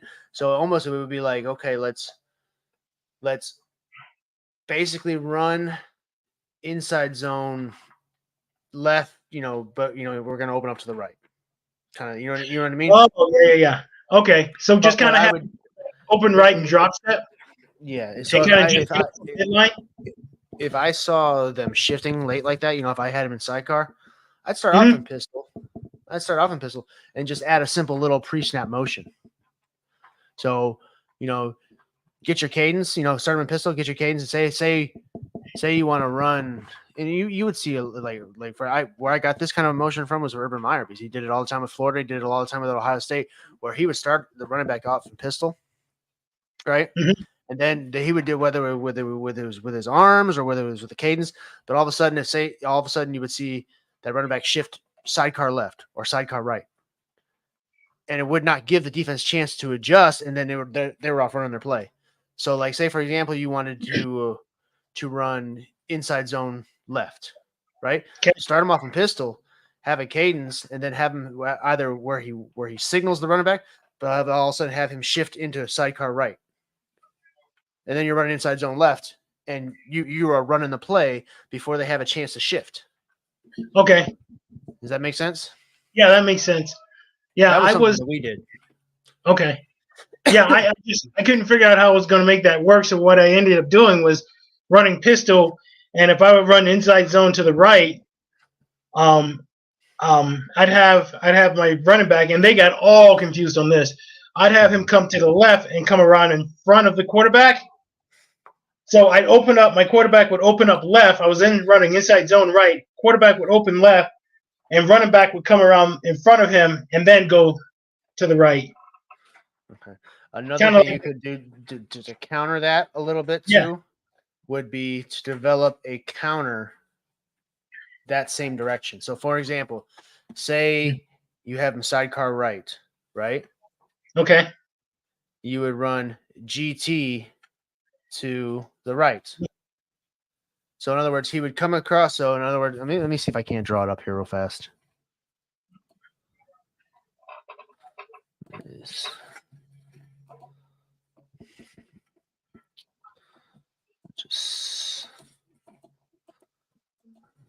Just go entire screen. Let's do that. Okay. All right, so you see it? Yeah. All right, so say for example, I'm just going to this. Delete that. So just call it. All right, so we put him right here, right? Sidecar. Mm-hmm. So we'd have our GT. So he's gonna block that way. He's gonna block down here. Okay. He's gonna block to the linebacker. He's wrapping around, kicking out, right? Yeah. He's coming through, hitting linebacker. He comes through this way, comes across, and then cuts back. Oh, okay. I see what you're saying. So, yeah, so he comes around like it looks like he's coming this way, and then he comes back around the other way. Okay. Yeah. That makes sense? Yeah, that makes sense. And Yeah, so now that I see it. if all of a sudden they shift this way, fine, let them shift this way because they think the play's coming this way. And then all of a sudden we're coming back this way, which that's good. Still going to get them to flow this way. And then all of a sudden they cut it back this way and you have nice open lanes. Right. That's one thing that I would do. Yeah. So, yeah, after I started seeing them shift according, depending on where the running back was, then I decided to go pistol. Went pistol, running backs behind him. Now everything got screwed up. And eventually before the end of the season, we were actually running out of a 2-back sack. Just because we needed just the extra power to get outsides or whatever we were doing. And I kind of like the 2-back set a little bit, but you kind of lose a little bit of that backside, or you kind of lose a little bit of your passing out of that. But I do like what it offers. I mean, there's that, what do they call it? What do you call it? Push motion, I think is what they call it. Yeah. Yeah. So you're talking about a 2 split back set, right? You're not talking about an H back. You're talking about you were 2 running backs side by side. Yeah. So you got your quarterback and you got your 2 running backs. Yeah, in the backfield. So I like running inside zone one way, and then you have that push motion going the other way. So you fake the inside zone and hit that pass to the running back. Yeah, that one worked pretty well for us. But like I said, like you told me, man, it was all screens. Most of it was screens. First game, like I said, was just bad. Our center just dropped out of it, and we were just second string center from there on out. Second game was first game was against the team that won the Super Bowl this year. Second game was against the team that was runner-up in the Super Bowl this year. So, yeah, out of the gates, and both teams were 4-4. The first team we that we ran against, they ran a 4-4, but their 2 D tackles were in 3 techs. Yeah, 3 techs and 5 techs. So we drew that one up. The second team I ran against, they were a traditional 4-4 team with 2 techs and 2 5 techs. So traditional 4-4, you had your overhang linebackers. They also ran I formation. God damn, there was a lot of I formation this year. A lot of I. And we had problems with it on defense. Defensive coordinator, we started out running a damn 3-5-3. And I couldn't get my head around that one. That was hard. That one was tough. It's like, why you run a 3-5-3? And we didn't have a lot of passing in the league. It was just run heavy. So I've run a 3-3. I've run a 3-5-3 before, or not 3-5-3, but a 3-3-5. Stack. Yeah, stack. I love the odd stack. Actually, I love the odd stack. I love the 4-4 stack too. The stack gives the spread offenses trouble. That stack formation gives spread offenses trouble. Well, it does, but your counter to that is that you have now spread everybody out. You have limited what they can do as far as blitzing. Because absolutely. they can't send the house. And we ran into that. You can't send the house when they got 4 receivers. It's just you can send maybe one of those 2 inside linebackers, but that's about it. Well, please. I mean, if they're going to do that, then we just replace where they blitz from and throw the ball right there. And that's where we ran into problems. but yeah, he was running a 3-5-3, and we didn't have 3-5-3 personnel. So we struggled mightily on defense. For second game, they beat us. Geez, I think it was 20-something to nothing, 29-30 something nothing. Third game. So third game, fourth game is where everything kind of turned around.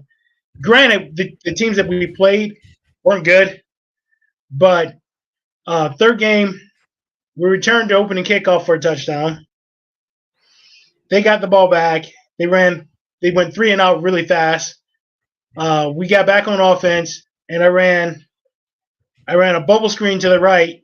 Actually, I started out an ace, shifted to late, and then ran a bubble screen to the left. Sorry, not the right. Ran a bubble screen to the left that went 40 yards to the house. So that was a good start. Next possession, it was jet sweep to the right. Got probably 30 yards and got tackled. Very next play, ran jet sweep to the left out of ace.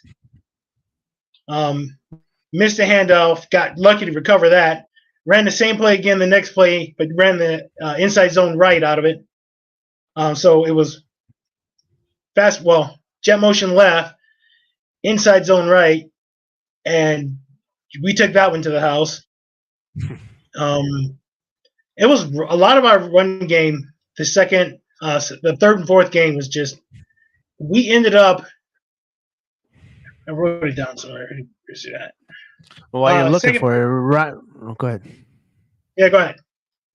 I said while you're looking for those numbers, reminds me a lot of the first year when I took over as head coach. You know, we'll spread you out to run the ball, which is fine. Right. You know, it's fine, and then throw the ball on top of it after. You know, still the screen game is there, the downfield passing is still there because you're opening up the running lanes. Yeah, the passing game will come. It's just it's that first year. That first year, you know, when you're trying to transition, you said you ran like an option offense, wasn't it? What was it again? From what, my first year? Yeah, the offense you ran last year. Not last year, the air raid. What was the offense you ran before the air raid? Single wing. So I mean, it's like, again, it's night and day. Yeah. So I mean, it's a huge transition. It wasn't just slowly training. You went from midnight to noon. You know what I mean? It just went boom. Yeah. So that transition year it's tough, and you see what works, and then you see what works, and you see what you did well, and then you just you transition, or not transition, but you expand off of that. Yeah, you expand off of that because now you know, okay, especially the guys that got coming back. Okay, you know what jet is, you know what inside zone is, you know what GT is, you know what the screens are. Now, I mean, we really got to hammer in on stick or corner or the four verts, you know, or the hitches or whatever it might be. Yeah, you know, our best quick game. Our best quick game was stick and corner. We repped the piss out of that. Stick and corner, and we threw. In that third game, we threw. Oh man, this was a pretty one. We're on ace. We're sitting on the right hash, and we're 40-yard line going in. So we're in the plus 40, and I told him, I said, "Hey, just run corner," because that damn safety, they were in man coverage the whole time. Oh, so yeah.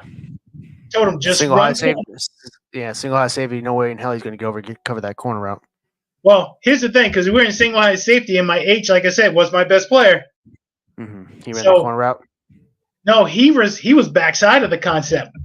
We ran, yeah, we You ran ran corner. You're on the right hash. You ran corner to the right. We Or you sure ran corner did, to the- sure Okay. did. It was. I know the angle's bad, but it was like they were double and triple teaming my H in every game. Yeah. So they had the overhang linebacker on him, and wherever he was, they would shift that safety over to cover. And I told him, I said, "Hey, just run corner." And I told my backside guy, I told him, I said, you just run him off. I say, you run corner also, but to the other side. Safety takes off after him. The overhang linebacker is going over him. They're in man coverage. Everything else, quarterback sets up and he hits that corner out, and he hits him just before he gets to that pylon. Because that cornerback just went with the snag route, didn't he? Sure did. So I love that. Yep. Sure did. And the guy, the overhang who was supposed to be covering him, got caught looking in the backfield. Oh yeah, it's over.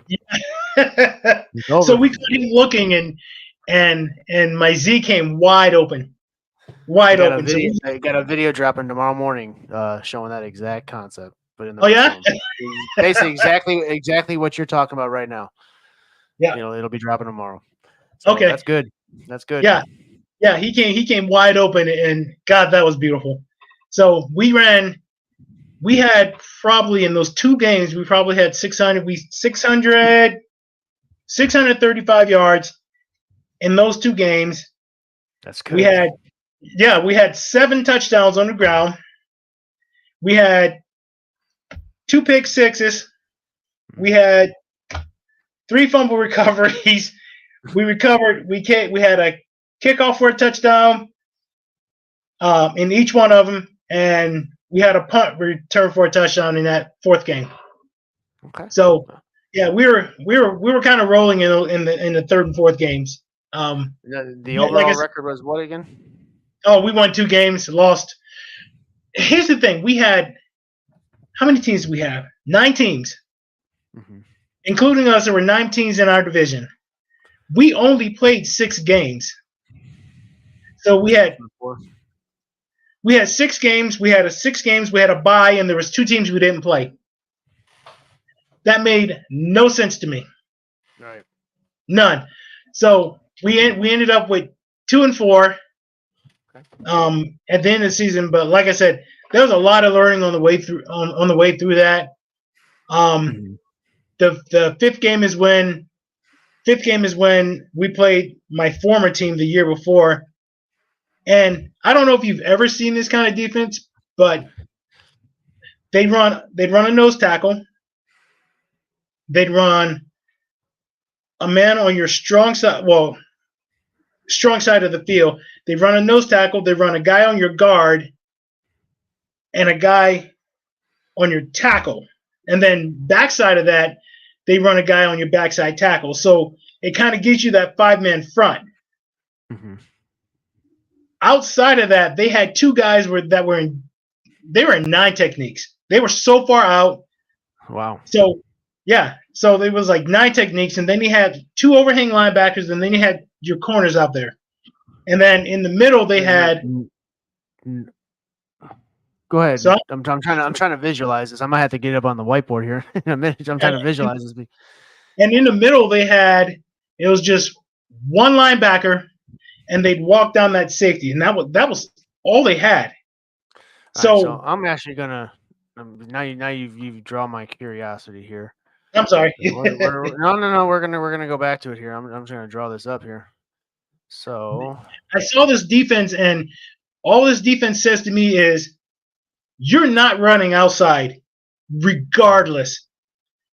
Let me get rid of this stuff here. Undo. Let's delete that. Undo. Okay, so yep. Let's just call that for right now. Okay, so you're an ace. Mhm. Okay, they got a middle safety, middle of the field, right? Yes, but he's Yeah. not playing deep. He's not playing. He's down here. Oh yeah, he's damn near a linebacker. Okay, they got 2 linebackers down here, or these are No, these no, no. guys. So they have Okay, one so over the head over the yeah, center, right right? there. They got a nose.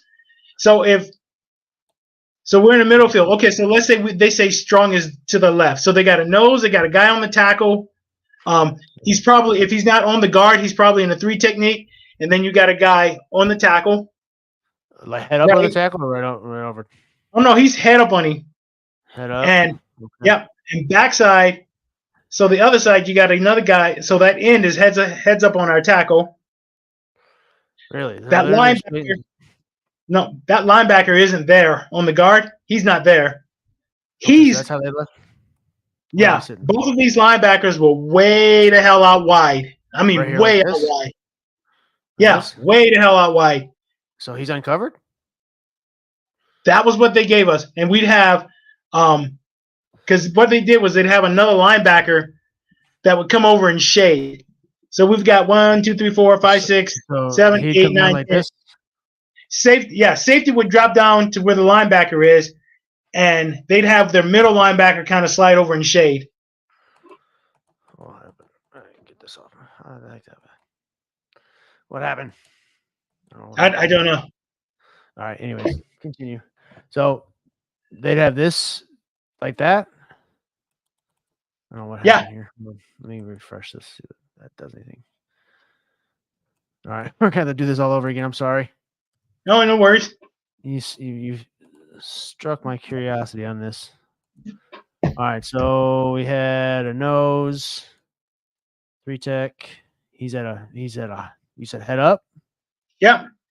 All right, so they had about 5 yards off, or were they on the line? Oh no, he was impressed. They're impressed. All of them impressed. They're impressed. Okay, so essentially and they had like that. But he's wider. He's kind of yeah, right there. And they had him too. Yep. So they had nobody in the middle of the field. That safety that was supposed to be there, that's kind of where he was sitting. So again, this You're missing you're missing a linebacker. So yeah. 1, 2, 3, 4, 5, 6, 7, 8, 9. Oh, I am missing a linebacker. I'm sorry. Yeah. All right, there we go. I don't know why they gave me 10. All right, so this one is right there. Yeah. Right. So yeah, and your 2 guys on the outside, they basically you're not getting outside. Not getting outside. So he's coming. He's contained. Both Yeah. of them are coming, or they're just containing. Yeah. Nope, they are coming. They're coming. Yeah, they are coming. Okay. So what did you call against this? Because I know what I would call. Well, like I said, I came out and I scouted them, but they didn't come. They weren't running this when I scouted them. So when I scouted, when you saw them doing this, what were you calling? oh, when I saw them doing this, I was throwing screens. I was throwing, I was trying to get out to my L and R's. Did you ever line up a 3x1 to this? Sure did. How'd they adjust? So like say, oh shit. So let's just move him here. What happened? Then they bring that safety over. So he would come down like this? Yeah. And he would sit in line, or he'd move up here? No, he'd come back and stack. So he'd come back here? No, stack behind that linebacker. Kind of like a stack and stay player. Oh, so he'd stack here? Yeah. So they'd still leave nobody here. Not a damn soul. Okay. Not a soul. And because of the pressure that we were getting, well, yeah, but they're going to send that many at you. They're going to send 6 at you. I can understand that. Right. And because of the pressure that we were getting, we couldn't get shit off. Okay, so I mean, on this, I'm still, oops. You know, if I see this, I'm still running my stick, right? Yeah, And depending on what this guy does right here, you know, I'm throwing that almost immediately. exactly. That was my And thought. and right here, you know, I'm looking to hit this right here, right? Hmm. Kind of curious to see what they do with this linebacker. Does he still come, or does he take off after the running back? No, he's still coming. Okay, well, He's still coming. then I almost say, okay, then if that's the case, then you know, call for verts, right? Because obviously he's going to vert, and then tag a push motion, and then just throw the ball out to him right here. Push motion him Right. out here, and just fling the ball out to him right here. If he ain't going to go with him, push motion and pre-snap to get him out there, and then you know more than likely he's going to chase it. But at that point, you know he's That's a what little he was late. doing. Yeah, that's what he was doing. Those are certain things that I would have done. And Yeah. Like if we go back to a 2x2 set, get rid of that. Like if this is what you got right here, you know, we're running a slant.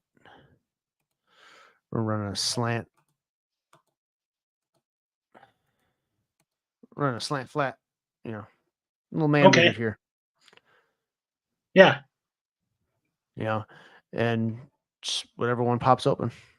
Especially if he's gonna come, that's gonna vacate that area right there. That's open. But if he chases here, that's a hard spot for him to get. Now they might pass it off. If they pass it off, then you hit that spot right here.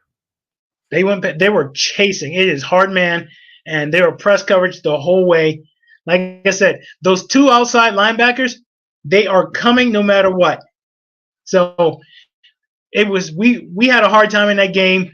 We had balls going over the quarterback's head because center's got a man on him, and you know, so it didn't matter. So they would just kind of shift to the strong side of the field or the strong side of your formation. Like if you went early, then it would just slide everything over on the front line. So your lineman would just kind of slide over. Did you hard count him at all? Oh, God, yeah. You hard? Okay. Yeah, and we jumped. Anything off? You jumped. Okay. Well, that hurts. Yeah. Man, in that game, I tried everything, but that was also the game where I was telling my kid, I told him, I said, hey, you go to school with these kids. Actually, yeah, everybody on that team you go to school with. You know these kids because that was the team that I coached previously. And I says, and they know you. And they also know, everybody in the league knows the way to beat you is to get in your head. And it doesn't take much to get in your head. So that was the game he got kicked out of, which is fine. And here's the other thing. We lost that game 18-0. Yeah, excuse me, my cat is killing me here. Jeez. Oh, no worries. Destroying this table. Sorry about that. Go ahead. Yeah, we lost that game 18-0. We had a kick return for a touchdown that got called back. We had, just go ahead and sum it up for you. In all, we had 20 penalties in that game. 20. We had a call. My defensive end got through the backfield, hit the quarterback just as he was turning to hand off. So he hit the quarterback and he hit the running back all at the same time. Knocked them both to the ground. The ref threw a flag, blew the whistle, and I was like, what's the call? The ref looks at me, and I swear to you, I'm not lying. He said, roughing the handoffer. Yes. Yes. And I says, can you explain that one? What? Right. And he says, roughing the handoffer. And I says, well, what the shit is that? He says, he's roughing the handoffer. He can't hit him that hard. And I said, the hell are you talking about? Right. No, seriously. I wish I could tell you. Man. No lie. So I had that call. I had, like I said, I had game film of that whole thing. They had a call. Their defensive lineman, we hard counted them. Defensive lineman jumped, hits my guard. My guard flinched. They threw the flag and called false start. That sounds Yes. about right. I've seen that. And yeah, so what the hell is that? So the other side of that is they tried to hard con us. Their guy flinched. My guy moves. They call him, threw a flag and called encroachment. yeah. And I just kind of look at the ref as, what are we doing here? I mean, first you give me a call roughing the handoff, or I have no idea what the hell that is. And then you're gonna every flag, every penalty they have, you don't call, but every one we have, you make sure you call. That was a game that the kid got booted out of. I had a parent got booted out of that one, and he was like, "Hey, you got to call it both ways."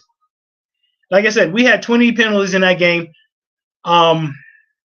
We had a kid, my Z. He hit a linebacker, put him on his butt, stood over him, and I knew he said something. Couldn't make out what he said. Stood over him and kind of said something, and then walked off. And as the play goes, I'm recording this game, mind you. So as the play goes, I see the kid get off the ground, come up behind my Z, and nail him in the back. The flag flies, and I was like, okay, so they're going to call this unsportsmanlike conduct on the defense. No, it was unsportsmanlike conduct on the offense.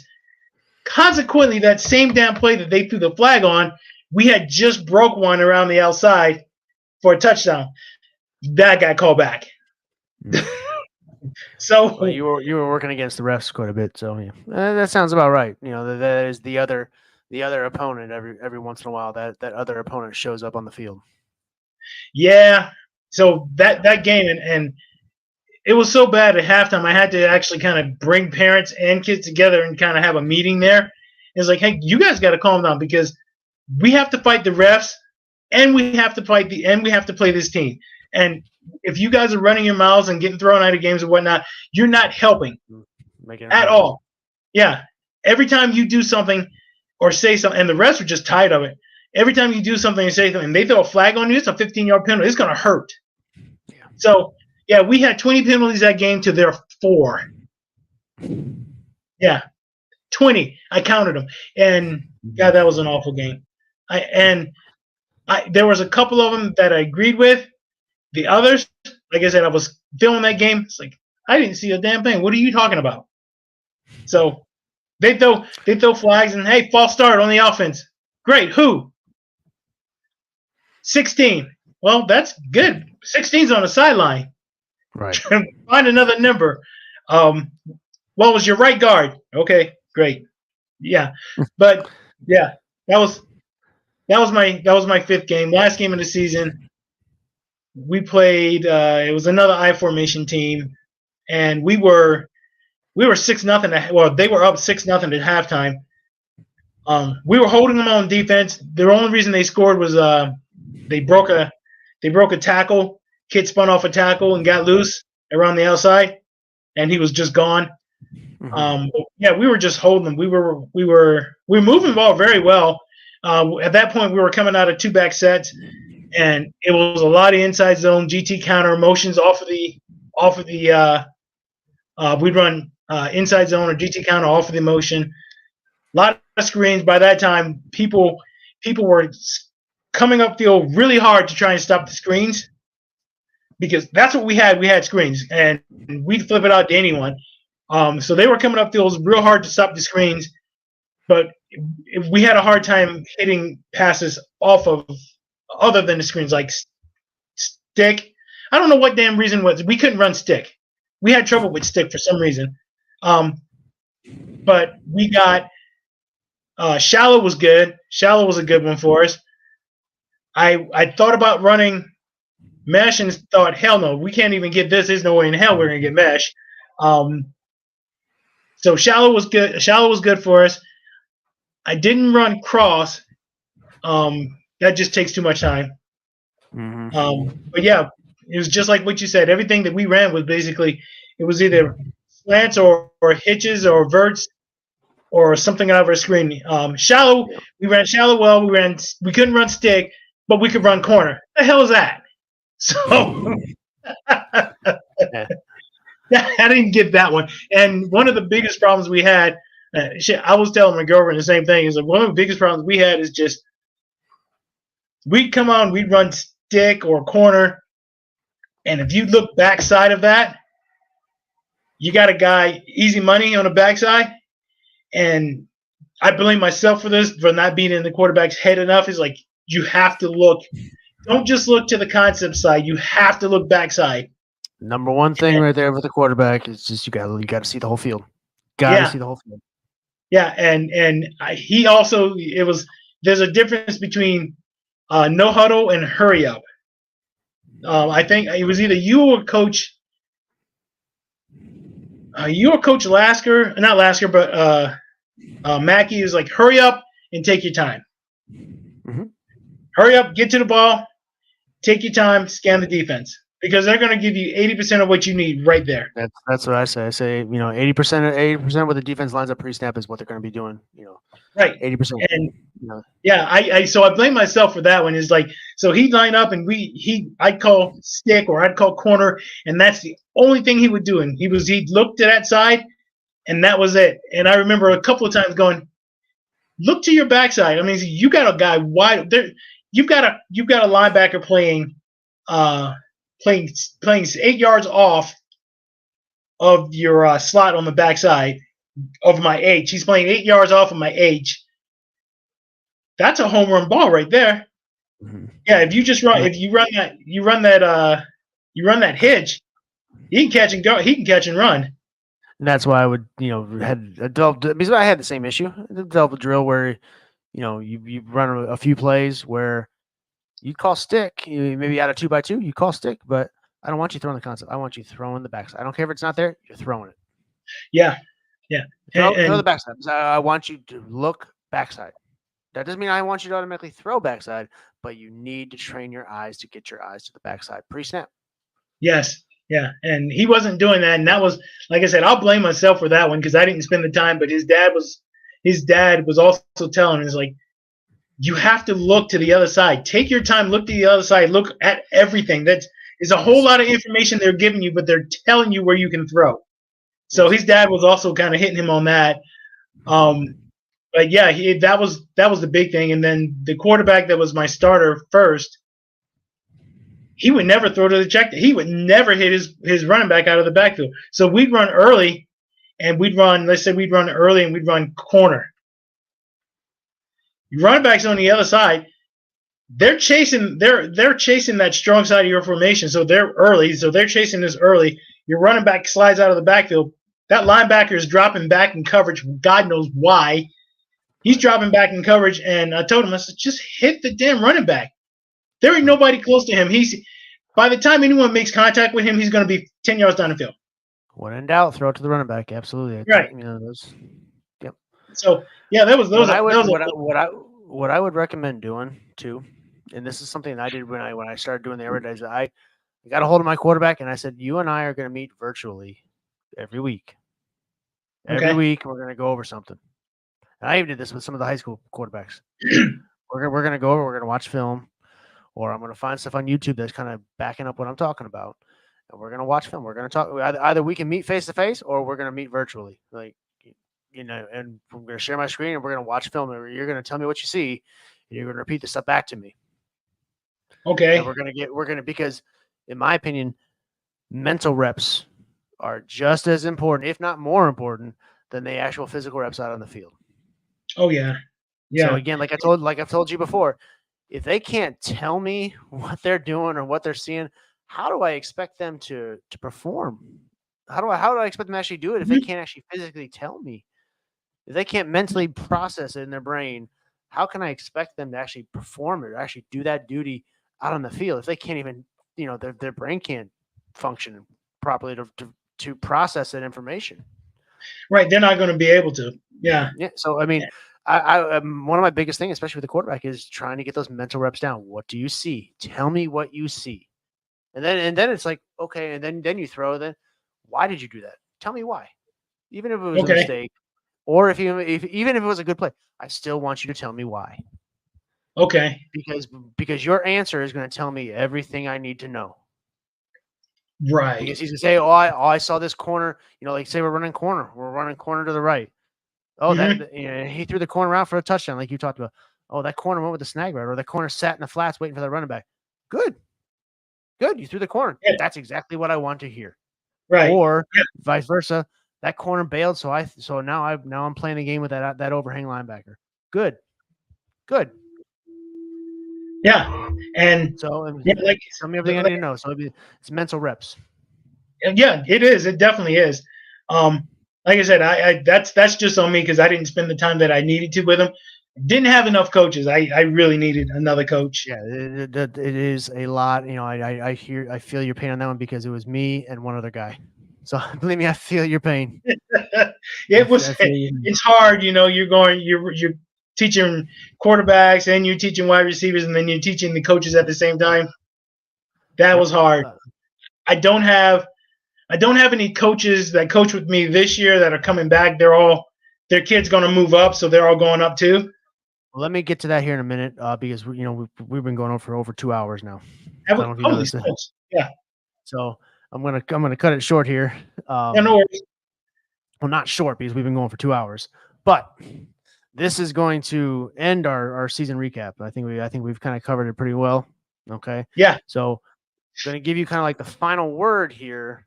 Overall, you're happy with what? I mean, I understand the record doesn't speak for itself. No. But overall, the process from when we first started back in the spring to I guess now, because I know we're kind of getting this late. How are you with where do you stand with the overall process?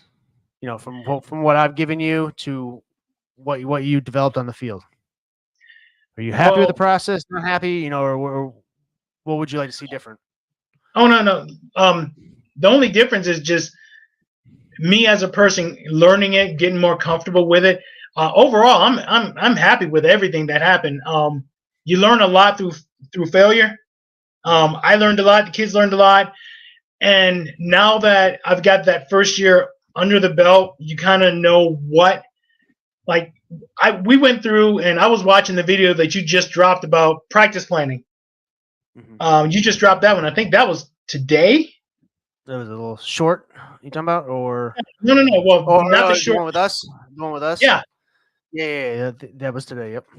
Yeah. So I just went back and I watched that one today, and I picked up on probably 7 or 8 things on that alone that I was not doing, but. Gotcha. Yeah, so it's just being able to pick up those little things that you should have been doing that you didn't do, or maybe you forgot about, or whatever it is. It's just I'm really happy with the offense. I'm happy with the offense. I'm happy with the way things came out. Like I said, it's not all about wins and losses. It's really about the kids, and it's about can you get these same kids to come back and play ball next year, and like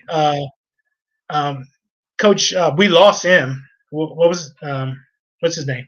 Oh, Coach Randy. Yeah. Yeah, like he was saying, getting the kids to actually buy into what you are doing, not only as a coach but as a human, as a person, getting them to buy into it. It's just there's a lot with that, and I'm really. As a head coach, your job is not just to teach football, but your job is to groom and mold young men.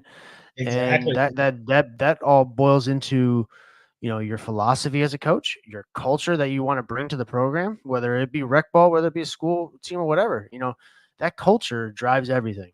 It does. Yes, it does. You have to set that culture and that way of mind, from the get-go.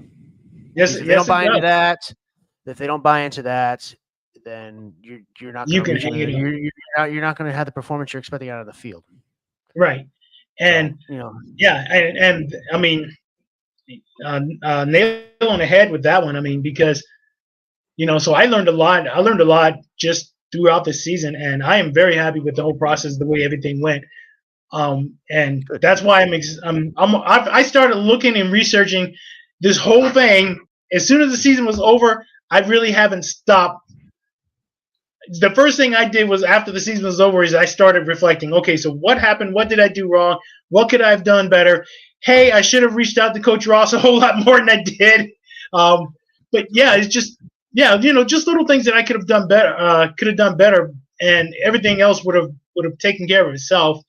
But yeah, it's anyone if you're going to run it, just like you said, just embrace the boredom. But Yeah, exactly. I wish yeah, I but knew. I wish I remember what coach. Maybe I can see a comment some later. I wish I knew what coach said that because it's so true, so yeah, true. Especially with this offense, I mean, it's high flying offense, but damn, in practice it's boring. right. But the best thing about it is, for me, is when if you something goes on and you show up late and you get to the field and the kids have already got the drills run set up and they're running it because hey coach, it's Tuesday. This is what we do on Tuesdays. Mm-hmm. Well, shit, you're right. That's what we do on Tuesdays. So, and that was just a plus for me. I mean, yes, it's repetitive as hell, but Mm-hmm. the kids get to know it, and you kind of get that mindset. Like, it was a friend of mine. God, what offense were we running? We were running fly sweep offense at the time, and his coach was Mark Speckman. Way back when. Anyway, so his coach is telling him, it's like, hey, we're not going to run this till you get it right. We're going to run it till you can't get it wrong. Right. And that's the same thing behind this offense. It's the same thing. Yeah, it's going to be boring as hell, but we're not running this till you get it right. We're going to run it till you can't get it wrong. Mm-hmm. And because it's all about execution. sure enough, Because and this offense is meant to counter the team that has the better athletes, the faster, the stronger, the bigger. yes, This is all about execution. and you get it's about attacking where they are not, and and you get it's everybody. simple as it can be. Yeah, you get everybody running side to sideline, trying to cover what you're doing. Even though you may not be doing it great, but you still got everybody running. And there's going to be like I said, holes in the defense. You always cover sideline to sideline. There's going to be holes in the defense, and you got to take advantage of those holes. right, That's always. Yeah, and just to get your kids to understand, hey, we're not throwing home run balls. That's not what we're out here doing. We're not trying to throw 30 and 40-yard bombs. That's not it. Throw the short stuff. If you're giving me 3 yards, 4 yards over here, take it. Take it. Yeah, and that was also a kind of a hard thing to get the kids to kind of wrap his head around. Yeah, because but they're seeing all the stuff on Saturdays and Sundays with the huge 60-yard passes. Oh, yeah. I want to do that. That stuff will come. You didn't see that receiver catch 5 slants before he hit the 60-yard over the middle. Yeah, that was the one we got. My starting quarterback, the first guy, he had a big arm and he could fling it downfield. But like I told you, man, he couldn't hit the ocean if he was swimming in it. So he'd throw it downfield like, what? No, you've got this kid standing over here by himself. There ain't a guy within 20 yards of him. You could have threw up a little grandma ball out there and he would have caught it, But yeah, overall, yeah, I'm pleased with how everything went, and excited for next year. You get out, run it. A lot of things I've learned, a lot of things that I know what I did wrong and how to run them better. Right. So yeah, and awesome. Probably be a lot better at play calling next year than this year. But we only ran. We had.